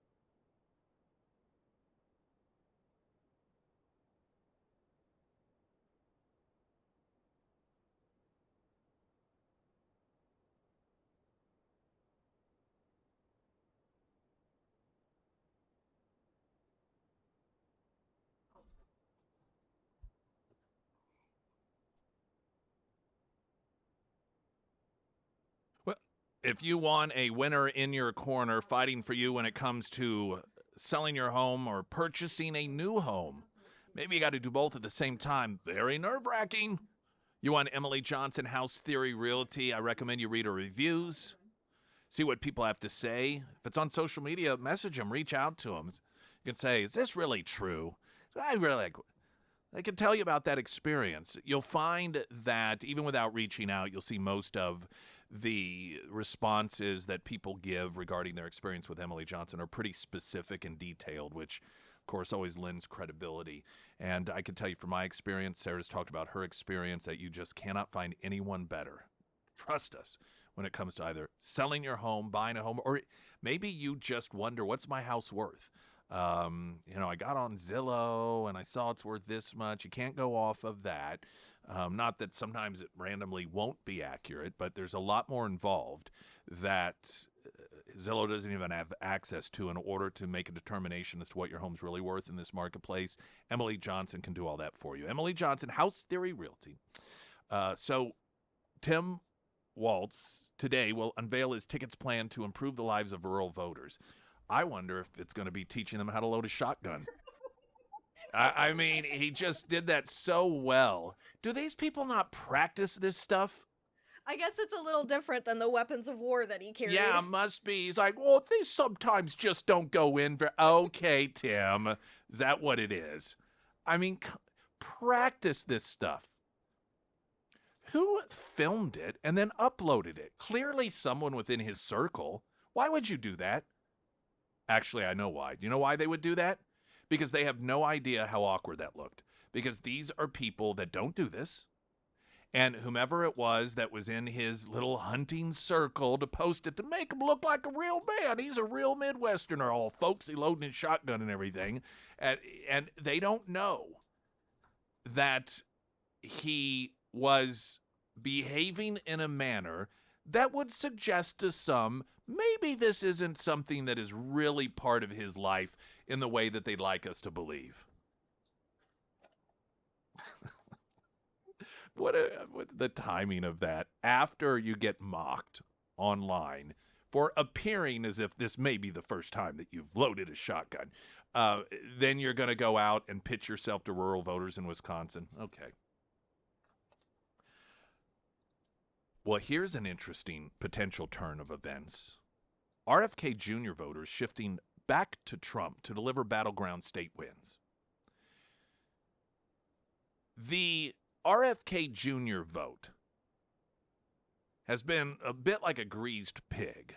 You know, Trump had it, then it looked like Kamala had it. Now it looks like maybe Trump does again.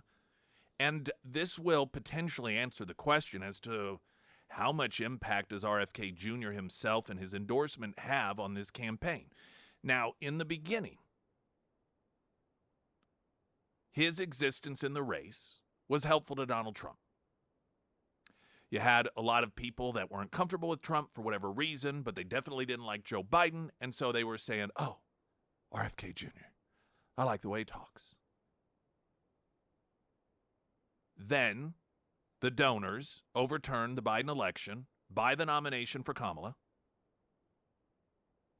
And all of those voters who really were demonstrating that, I don't know, well, there's RFK Jr., I don't like Biden or Trump. There was Kamala. Then RFK Jr. comes out, and he's like, not so fast. All of you who support me, listen up. Donald Trump is the answer. Apparently, they're listening.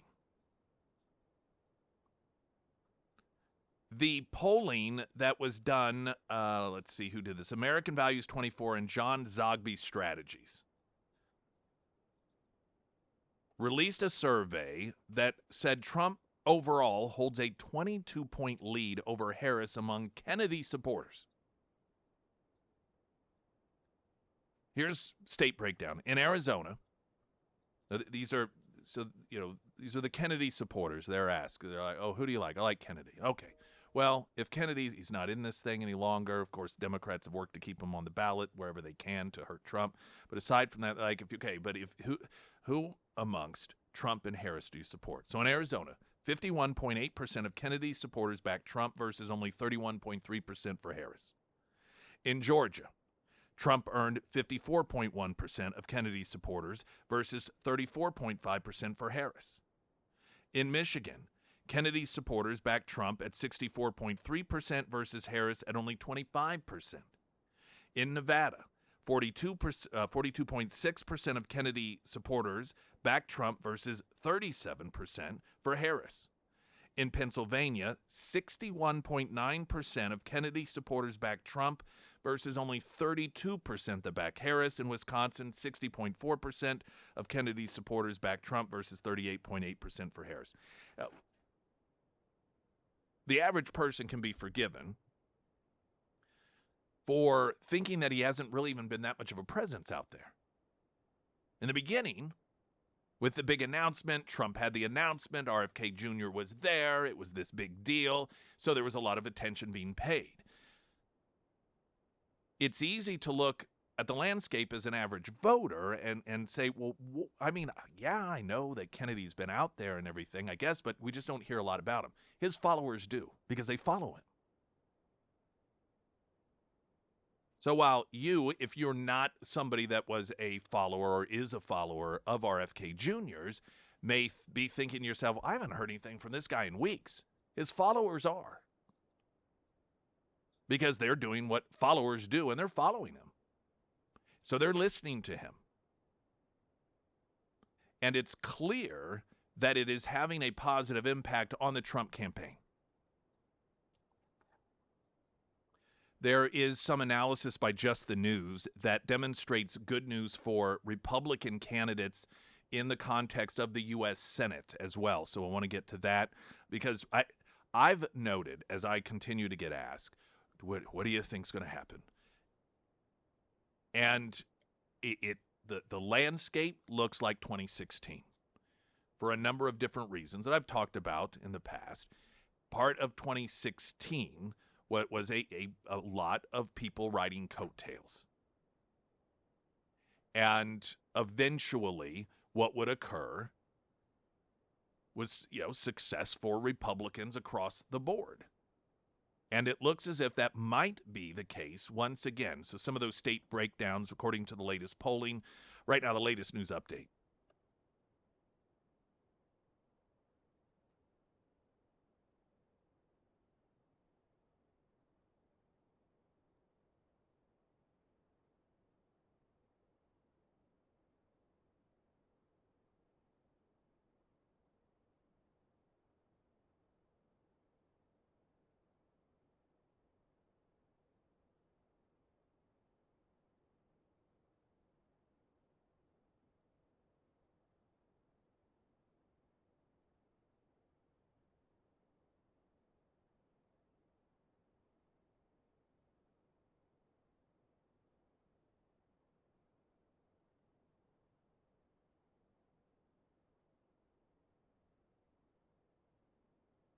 And the first alert forecast from Colorton, Fox 49 meteorologist Tom Schmidt, sponsored by St. Clair the Ozarks Home Improvements. Today we'll see cloudy skies with a high near 58. Tonight clear with a low around 32. For your Wednesday, frost in the morning and then sunny with a high near 62. And on Thursday, sunny with a high near 68.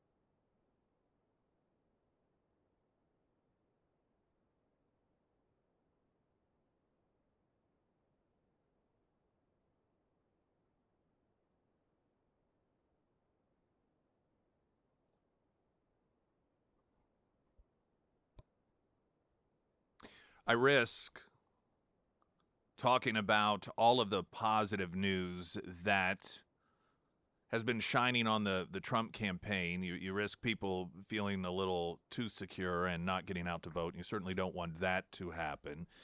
But just increasingly, there's a new swing state electoral map showing that Pennsylvania, Michigan, and Wisconsin have all switched from being more likely to back Harris to Trump. This is due to October 8th through the 15th polling. The Senate also is looking increasingly positive for Republicans. Just the news staff writing as the presidential race increasingly appears to be shifting towards Trump. Some down-ballot races seem to be following suit, bolstering the already strong prospects of a Republican-held Senate in the next Congress. Polling data has increasingly showed Trump gaining ground in virtually every key battleground, including Pennsylvania, Michigan, Wisconsin, Nevada, and Arizona, where key battles to decide the fate of the Senate are being waged. Republicans are heavily favored to win the Senate in no small part due to the layout of the electoral map this cycle, with several Democratic incumbents in swing states facing re-election, notably Senator Bob Casey of Pennsylvania, John Tester of Montana, and Tammy Baldwin of Wisconsin, and Sherrod Brown of Ohio. Polymarket betting odds currently give the Republicans a 77% chance of taking the Senate and a 39% chance of sweeping both chambers and the presidency. Here's a look at the races pivotal to the results and shifts in each that have the bookies bullish. Now, I want to say this. We hear oftentimes the warnings of the red wave that people expected to come during the midterm elections and how that did not occur. Republicans maintained the House, yet they did not do well in the Senate. And I think a lot of that has to do with Senate leadership, Mitch McConnell. But there is also a really big difference between then and now. And that is Donald Trump was not on the ballot 2 years ago. Those were midterm elections. And while Donald Trump would go around and make endorsements, that is not the same as having your voters actually going out to vote because you are on the ballot and then they're already there, so they are going to take your advice and vote for the person that you're endorsing. In other words, coattails. I don't believe in sitting back and feeling comfortable because the polls indicate this over that. That is a mistake to make, and it's a cliche that you should always run or vote as if your party or candidate is 10 or 20 points behind. But I do think that it's noteworthy when the red wave did not come about as it was expected. Donald Trump was not on the ballot then, and he is on the ballot now. Now, in the state of Montana, Tester narrowly fended off a challenge from then-Representative Matt Rosendale, the Republican from Montana, in the 2018 midterm cycle, managing to hold his seat in a state that broke for Trump by double digits. Though Rosendale briefly entered the Republican primary this cycle, he dropped out after less than a week as Republicans lined up behind Tim Sheehy for the party nod. Tester currently trails Sheehy by an average of 7 percentage points, according to Real Clear Politics. Earlier this year, Tester held narrow leads against Sheehy and was even up by 9% in one February survey, but the Republican consolidation behind Sheehy may prove insurmountable, especially as Trump is currently leading Harris in the state of Montana by an average of 17.4%. In Ohio, the Trump-backed Bernie Moreno managed to triumph in a crowded Republican primary and will face Brown in the November contest. Like Tester, Brown has managed to hold on to his seat in a state that has increasingly shifted towards the GOP in recent cycles. At present, Brown holds an average of 2.6% lead over Moreno, though the figure is significantly less than the surveys from just months ago, placing him at 4 to 6 points ahead. The RCP average, moreover, includes more recent data showing the race is within 1 to 2 percentage points. Trump, for his part, currently leads Harris in Ohio by 7.4%, and the state is not considered a battleground this cycle. Michigan, bombshell polling data has emerged in recent days showing Trump poised to take Michigan in the White House race, and the RCP aggregate this week put the state into Republican column. At the Senate level, Republicans may benefit from the retirement of incumbent Senator Debbie Stabenow. Representative Elisa Slotkin is vying with former Representative Mike Rogers, the Republican, for her seat, and the race is one of the most competitive this cycle. Slotkin currently enjoys a narrow 1.9% lead, though several component surveys of the average show the race is either tied or within a single point. In late September, however, Slotkin's led Rogers by as much as 5.1%, meaning the Republican has managed to more than halve his opponent's lead in a matter of weeks. Now, the piece, and we'll get it posted so you can read through, it also goes through Wisconsin, Pennsylvania, and Arizona being the weakest of the states for Republicans with Kari Lake, but Wisconsin definitely within striking distance, and Pennsylvania also considered to be in striking distance for the Republican Party. What is occurring here is a combination of the Donald Trump coattails benefiting the Republicans who are running and the Kamala Harris coattails potentially harming the Democrats who are running in those states. So you can see why it is that there's total panic across the Democrat landscape. Pyramid Roofing Company talk at text line 447 KSGF. I'm Nick Reed.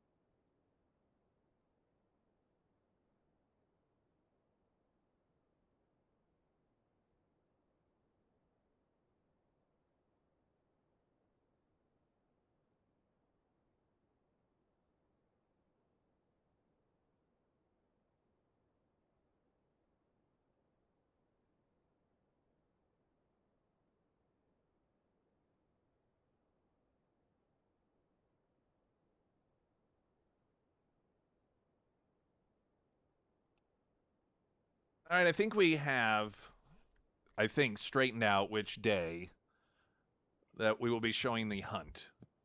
Yes. It is Saturday the 26th. Is that correct? That is correct. I 100% confirmed this. Some confusion with there. Jeremy Womack. Internal confusion. It's one of those situations where you had the day incorrect, but the date correct. Is that right? Yes. So miscommunication occurred. Excuse me. The Hunt. If you've not seen this movie, it's a violent movie. We were gearing towards, Halloween. And there were a number of different options that we were thinking of, and then I remembered The Hunt, which I saw a few years ago. It is I call it like a thriller. It's an action thriller. It's got a political bent to it, some satire as well. But if you don't like violence and people being murdered, yeah, it might not be for you, but it is a really good movie. Yeah, because the people are the ones being hunted. The hunt is for people. I think you'll like it if you haven't seen it. This is going to be just like the previous movie we did. They've given us a theater and just allowed us to choose the movie. You can text the word demon Demon, although demons aren't in the movie or anything. It's just kind of Halloween themed. You're getting your promotions mixed Oh, up I'm getting there. the promotion. Oh, yeah, that's for that text So- that if you want to win tickets to Yes. the Hotel of Terror And Dungeons of Doom. Sorry. But if you're interested in Yeah, sorry. tickets, that's okay. I'm going to save you here. If you're interested in tickets for the Hunt, the Alamo Drafthouse Movie Party, KSGF.com, we have like a little contest thing on our homepage slider. You'll see it. And if you want to win tickets to Hotel of Terror and Dungeons of Doom, you text the word demon to the KSGF talk and text line. Got a lot of contests. We do. The movies, the showings are. I thought The Burbs was really good. That was kind of a throwback. I picked that just because it was I had one of never my heard of favorites. that before. Yeah. I Well, enjoyed it. It was funny because somebody afterwards, they're like, it had kind of an 80s vibe to it. I was like, well, that's because it's from 1989. I mean, or whatever year it was. Yeah, it was an 80s movie. This is not an 80s movie. This was out a few years ago. If you win, then you and a person of your choosing will join us. You'll just be on a list, and then you get popcorn and soda. But if you want to buy any alcoholic beverages or a dinner, I think they have a great menu. It's, to me, far superior than just average movie theater food. Then of course, you'll be able to do that. So that is going to be Saturday the 26th at 5:30. But it's 5. It's 5 now? It's 5. Yes. I had 5:30. That's what I was told. Anyway, when you're contacted, this whole thing is a train wreck. See, Absolutely when absolute you go on vacation. train wreck. Oh, Pete. Yeah, Pete Buttigieg, get him over here to fix this train 3 wreck. weeks Yeah. through the movie showing. Well, if you win, we'll have all the details straightened out for you. Just make sure that evening you're available. Springfield's Talk 1041. I'm Nick Reed.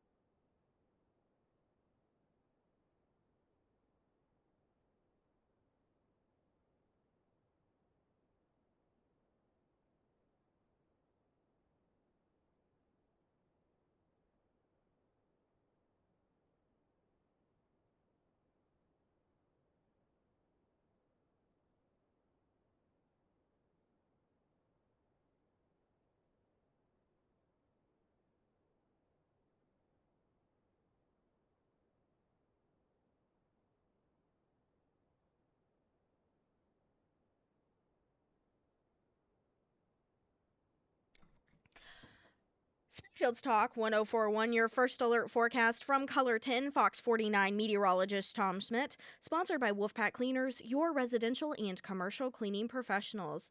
Today we'll see cloudy skies with a high near 58. Tonight clear with a low around 32. For your Wednesday, we'll see frost in the morning and then sunny with a high near 62. And on Thursday, sunny with a high near 68.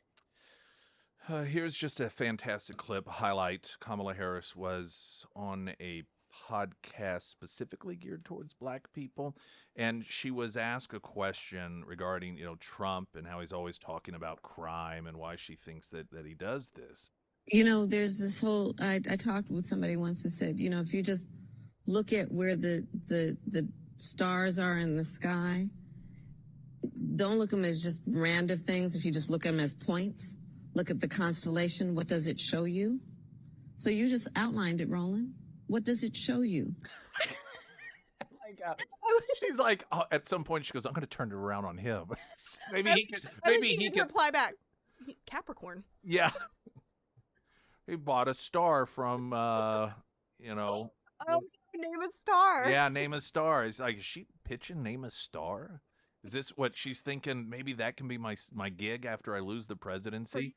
For $54. I had mentioned, I think it was last week, you could take her answers to questions and then list questions and challenge people to put the answer to the question, and it would be totally random. These answers are so detached from the questions themselves. You wouldn't be able to figure out, if it was a question maybe about space or something, you think, well, all right. But that's not what's going on here. I love how she's like, at the end, almost with confidence, she's like, well, what do you think? Just turns it around on him. She's a mess. I know, I want to listen to it again. There's this whole, I talked with somebody once who said, if you just look at where the stars are in the sky, don't look at them as just random things. If you just look at them as points, look at the constellation. What does it show you? So you just outlined it, Roland. What does it show you? Yeah, don't you know, She's you idiot? Michael Scott from The Office. She almost acts like he's an idiot. Like, what does it tell you, you moron? Do you know anything? It reminds me of this old Jerry Clower bit that you probably don't know him. He was an old storyteller, and I would listen to him as a kid a lot, and he told this story, and I'm not going to do it justice because Jerry Clower was a story by nature, but you'll get the point. And it was this limousine driver. He was driving some big fancy rich guy to speak at some engagement, and I think it had to do with aerospace or something, and the limo driver was talking about how easy his gig is, and how he just talks gobbledygook, and anyone can do it. And so the guy who is slated to be the speaker, he's like, well, I tell you what, or maybe the limo driver's even like, I'll prove it. Let's switch outfits. You wear my limo driver outfit, and then I'll wear your suit, and I'll get up there and give the speech, and you can sit in the audience and just watch it play out. And so they agree to do it, and then the limo driver is standing up there as the speaker, and then someone stands up from the audience, and they ask this very in-depth intellectual question. And the limo driver, dressed as the speaker, trying to make a point, says, that is probably the simplest, easiest, almost insulting question I've ever been asked. In fact, it's so simple, I'm going to have my limo driver out in the audience ask the question. And that's kind of like, Kamala Harris turning it around. She has no clue whatsoever. She's like, well, what do you think? Bill Clinton also, he talked about crime at an event. Man, this guy, I think, is beginning to lose it as well. Got a case in Georgia not very long ago. They made an ad about a young woman who's been killed by an immigrant. Yeah, well, if they'd all been properly vetted, that probably wouldn't have happened. But if they're all properly vetted, and that doesn't happen, and America is not having enough babies to keep our populations up. So we need immigrants that have been vetted to do work. There wouldn't be a problem. He just essentially cut a campaign ad for Donald Trump. This has been a tremendous problem as a result of the Biden-Harris policies regarding the border. It's not vetting people. Or they do, and they let them in anyway. I mean, it was a couple of weeks ago they released all of these numbers of people who were coming into this country illegally. They'd been convicted of murder, convicted of rape, convicted of child molestation, and they got released into the country anyhow. I mean, matter which way you look at what Bill Clinton said. It's an indictment on the current administration. Yes. Yes. Vetting. Yes. Perhaps if there was some vetting process, we would be less likely to allow these people into the country. Now, there's an editorial from the Daily Caller. Bill Clinton throws Harris under the bus at her own campaign event. I don't know that I don't think he knew that's what he was doing. Frankly, I don't know what point he was trying to make, or maybe he was attempting to throw her under the bus. But to openly argue a Trump campaign argument that death, that girl would not have been brutally murdered had this administration had proper vetting and process. Obviously, he didn't say this administration, but this was during the administration. And given this is one of the two biggest weaknesses of this administration, the economy being one, the border being the other, and then to have one of your surrogates out there.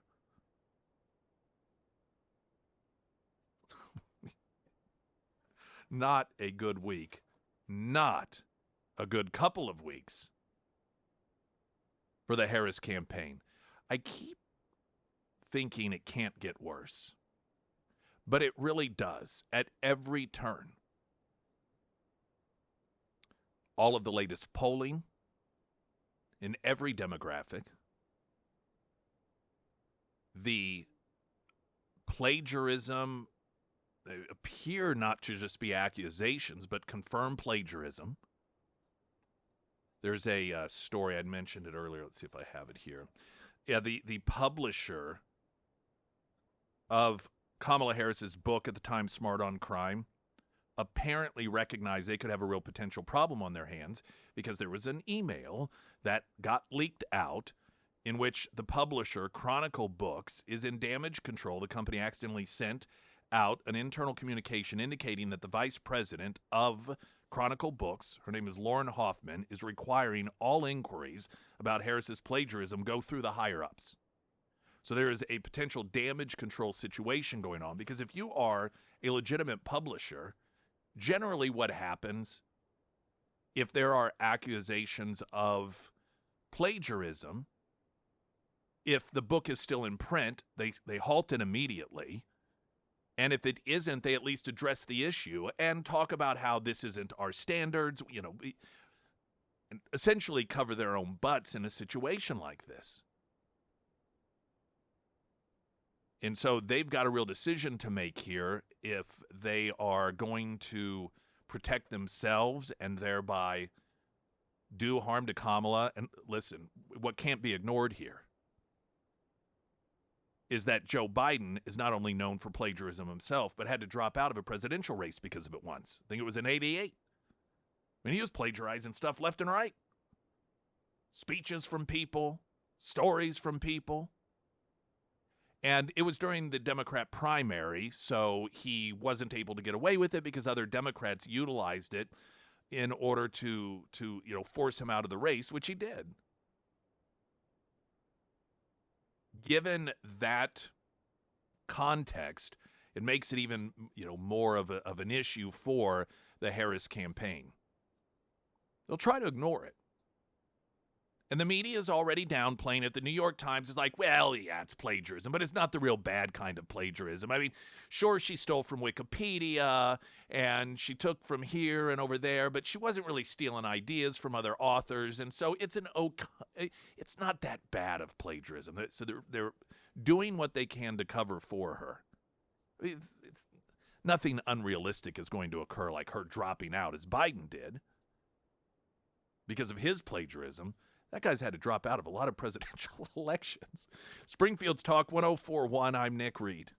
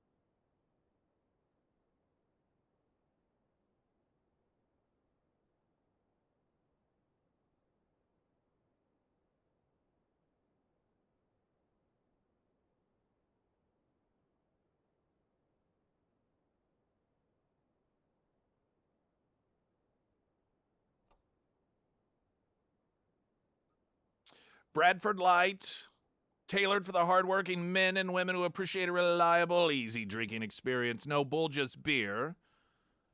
Available in the Springfield area at Price Cutter and Macadoodles.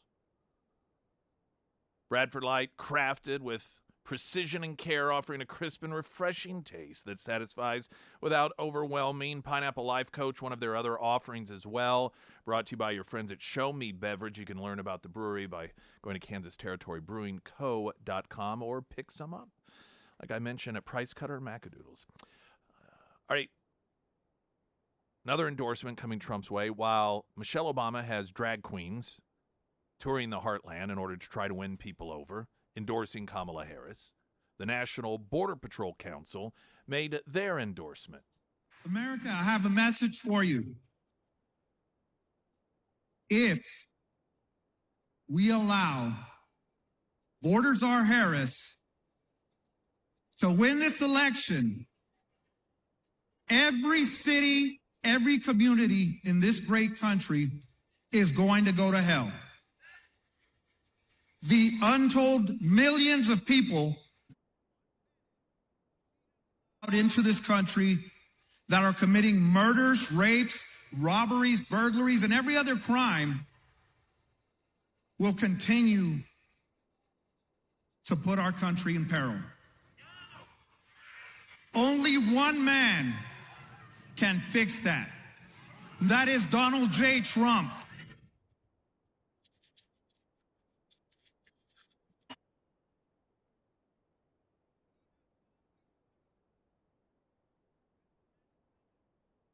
Protect this border, who put their lives on the line for the country.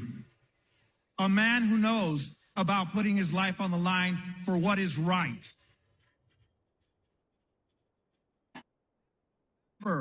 We have a choice to make. Continue the chaos. Allow the criminal cartels to control the border, to allow drugs and fentanyl across our country, or put an end to it once and for all.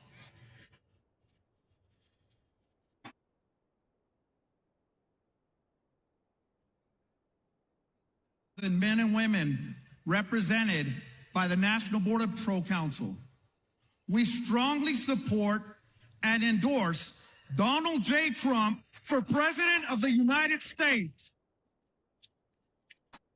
Now, to be as balanced as possible, Jennifer Garner is out there, the rich celebrity that she is, endorsing Kamala Harris for president. So, just want to make sure that we give some equal footing there. Meanwhile, a station out of, Fox 26 out of Houston.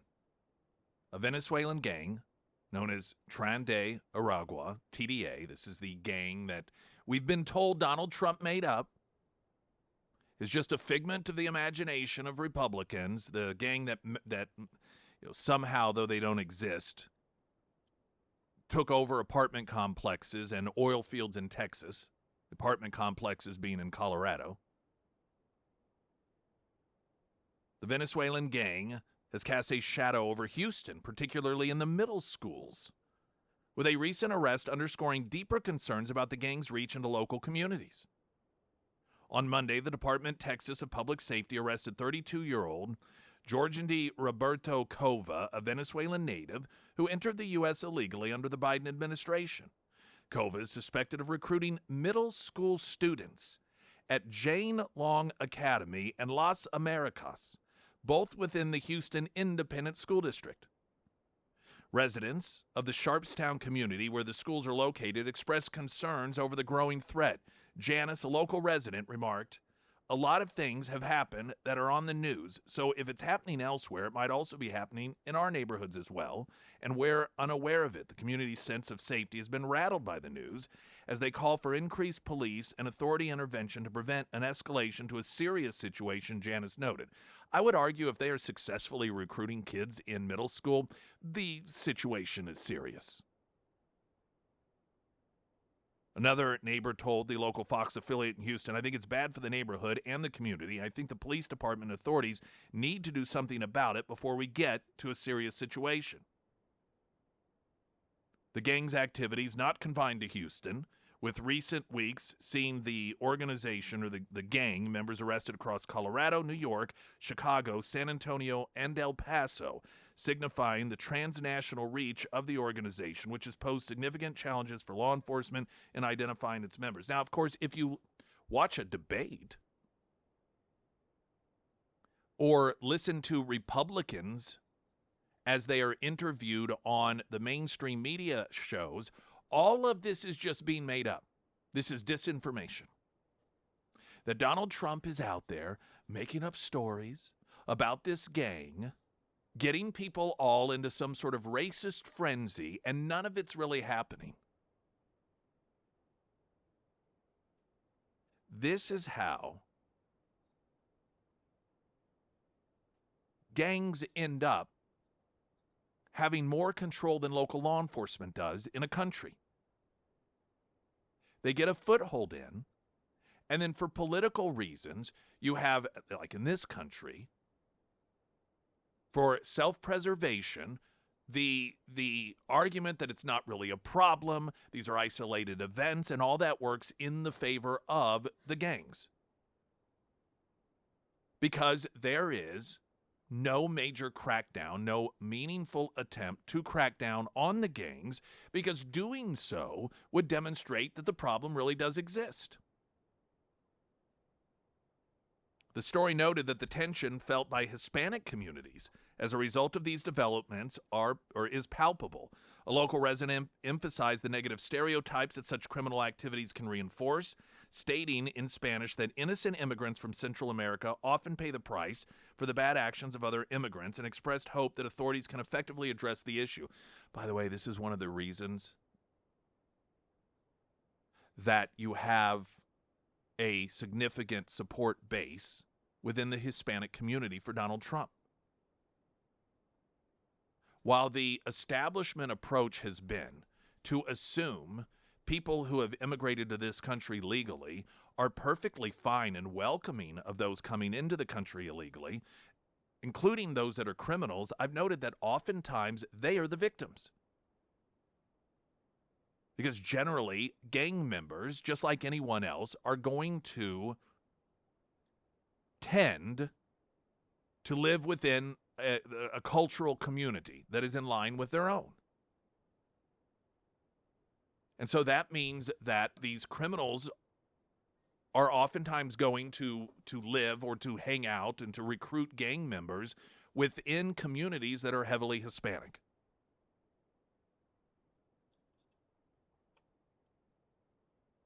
And I know, I mean, most of you have woken up to this, but there just has to be a recognition that not only is this a serious problem, but there is a political party that is covering for it for political reasons. This is the same approach that was taken by the Democrats when Barack Obama was president, running for re-election in regarding ISIS. ISIS was a terrorist organization that was increasing its footprint, but the administration was running for re-election and trying to portray itself as being tough on terror. So what did Obama go out there and do? He dismissed ISIS. They weren't that big of a deal. Saying that just because, a basketball team that's JV puts on a varsity jersey doesn't mean that they're really a varsity team. And he was mocking Republicans who noted that this ISIS organization is not something that should be dismissed. And of course, we saw what would happen with ISIS. It is the exact same approach Democrats are taking with these gangs, specifically from Venezuela. Just pretend as if it's not really that big of a deal, and it's just something that Republicans are trying to make hay out of. And they are increasing their footprint just as ISIS was allowed to under the Obama administration. Springfield's Talk 104.1. I'm Nick Reed.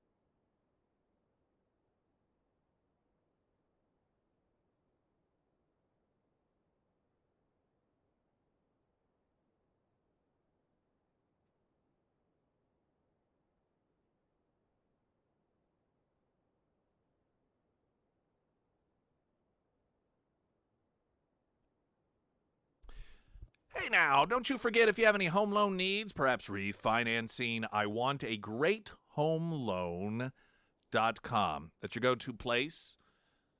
There's information there that may be helpful to you without even having to reach out further. But if you do want more in-depth questions as to your personal situation, or maybe you've been receiving things in the mail with these different offers and they're like, this sounds really good. Can the interest rate really get this low? Oftentimes there are ways, but it involves a lot more than just getting yourself signed up for a new loan or refinancing. Many times there's a lot of dollars that have to go down to it, but point being is that if you want answers to those questions, just reach out to the characters and the team at iwantagreathomeloan.com, because you do. Did you see the controversy that Bath & Body Works has come under? No. For their candle? What? Tell me. So they've got a holiday candle. Okay. And I'm not sure what scent it is, but the graphic on the front of the candle, among other things, it probably says what it is and everything. There is the top, pretty much like the top half of a snowflake. Okay. Okay. And as snowflakes, they've got, the points at the end. And then snowflakes also have the little holes in them. Mm-hmm. Well, to some people, this looked like a whole bunch of Klan hoods. Oh. And so people pitched a fit about it until Bath & Body Works apologized and they removed the candle. I wish I had seen. Oh, yeah, they removed the candle because some people saw a snow and they saw the Klan. This is how you know that despite claims to the contrary, you live in a society that really isn't overtly racist. When you have to when you see Klans people in a snowflake, that suggests that we really don't have that big of a problem in this country. That's where you have to go to find it. That you got it pretty good. Glenn Beck's coming up next. I will talk with you tomorrow. I'm Nick Reed.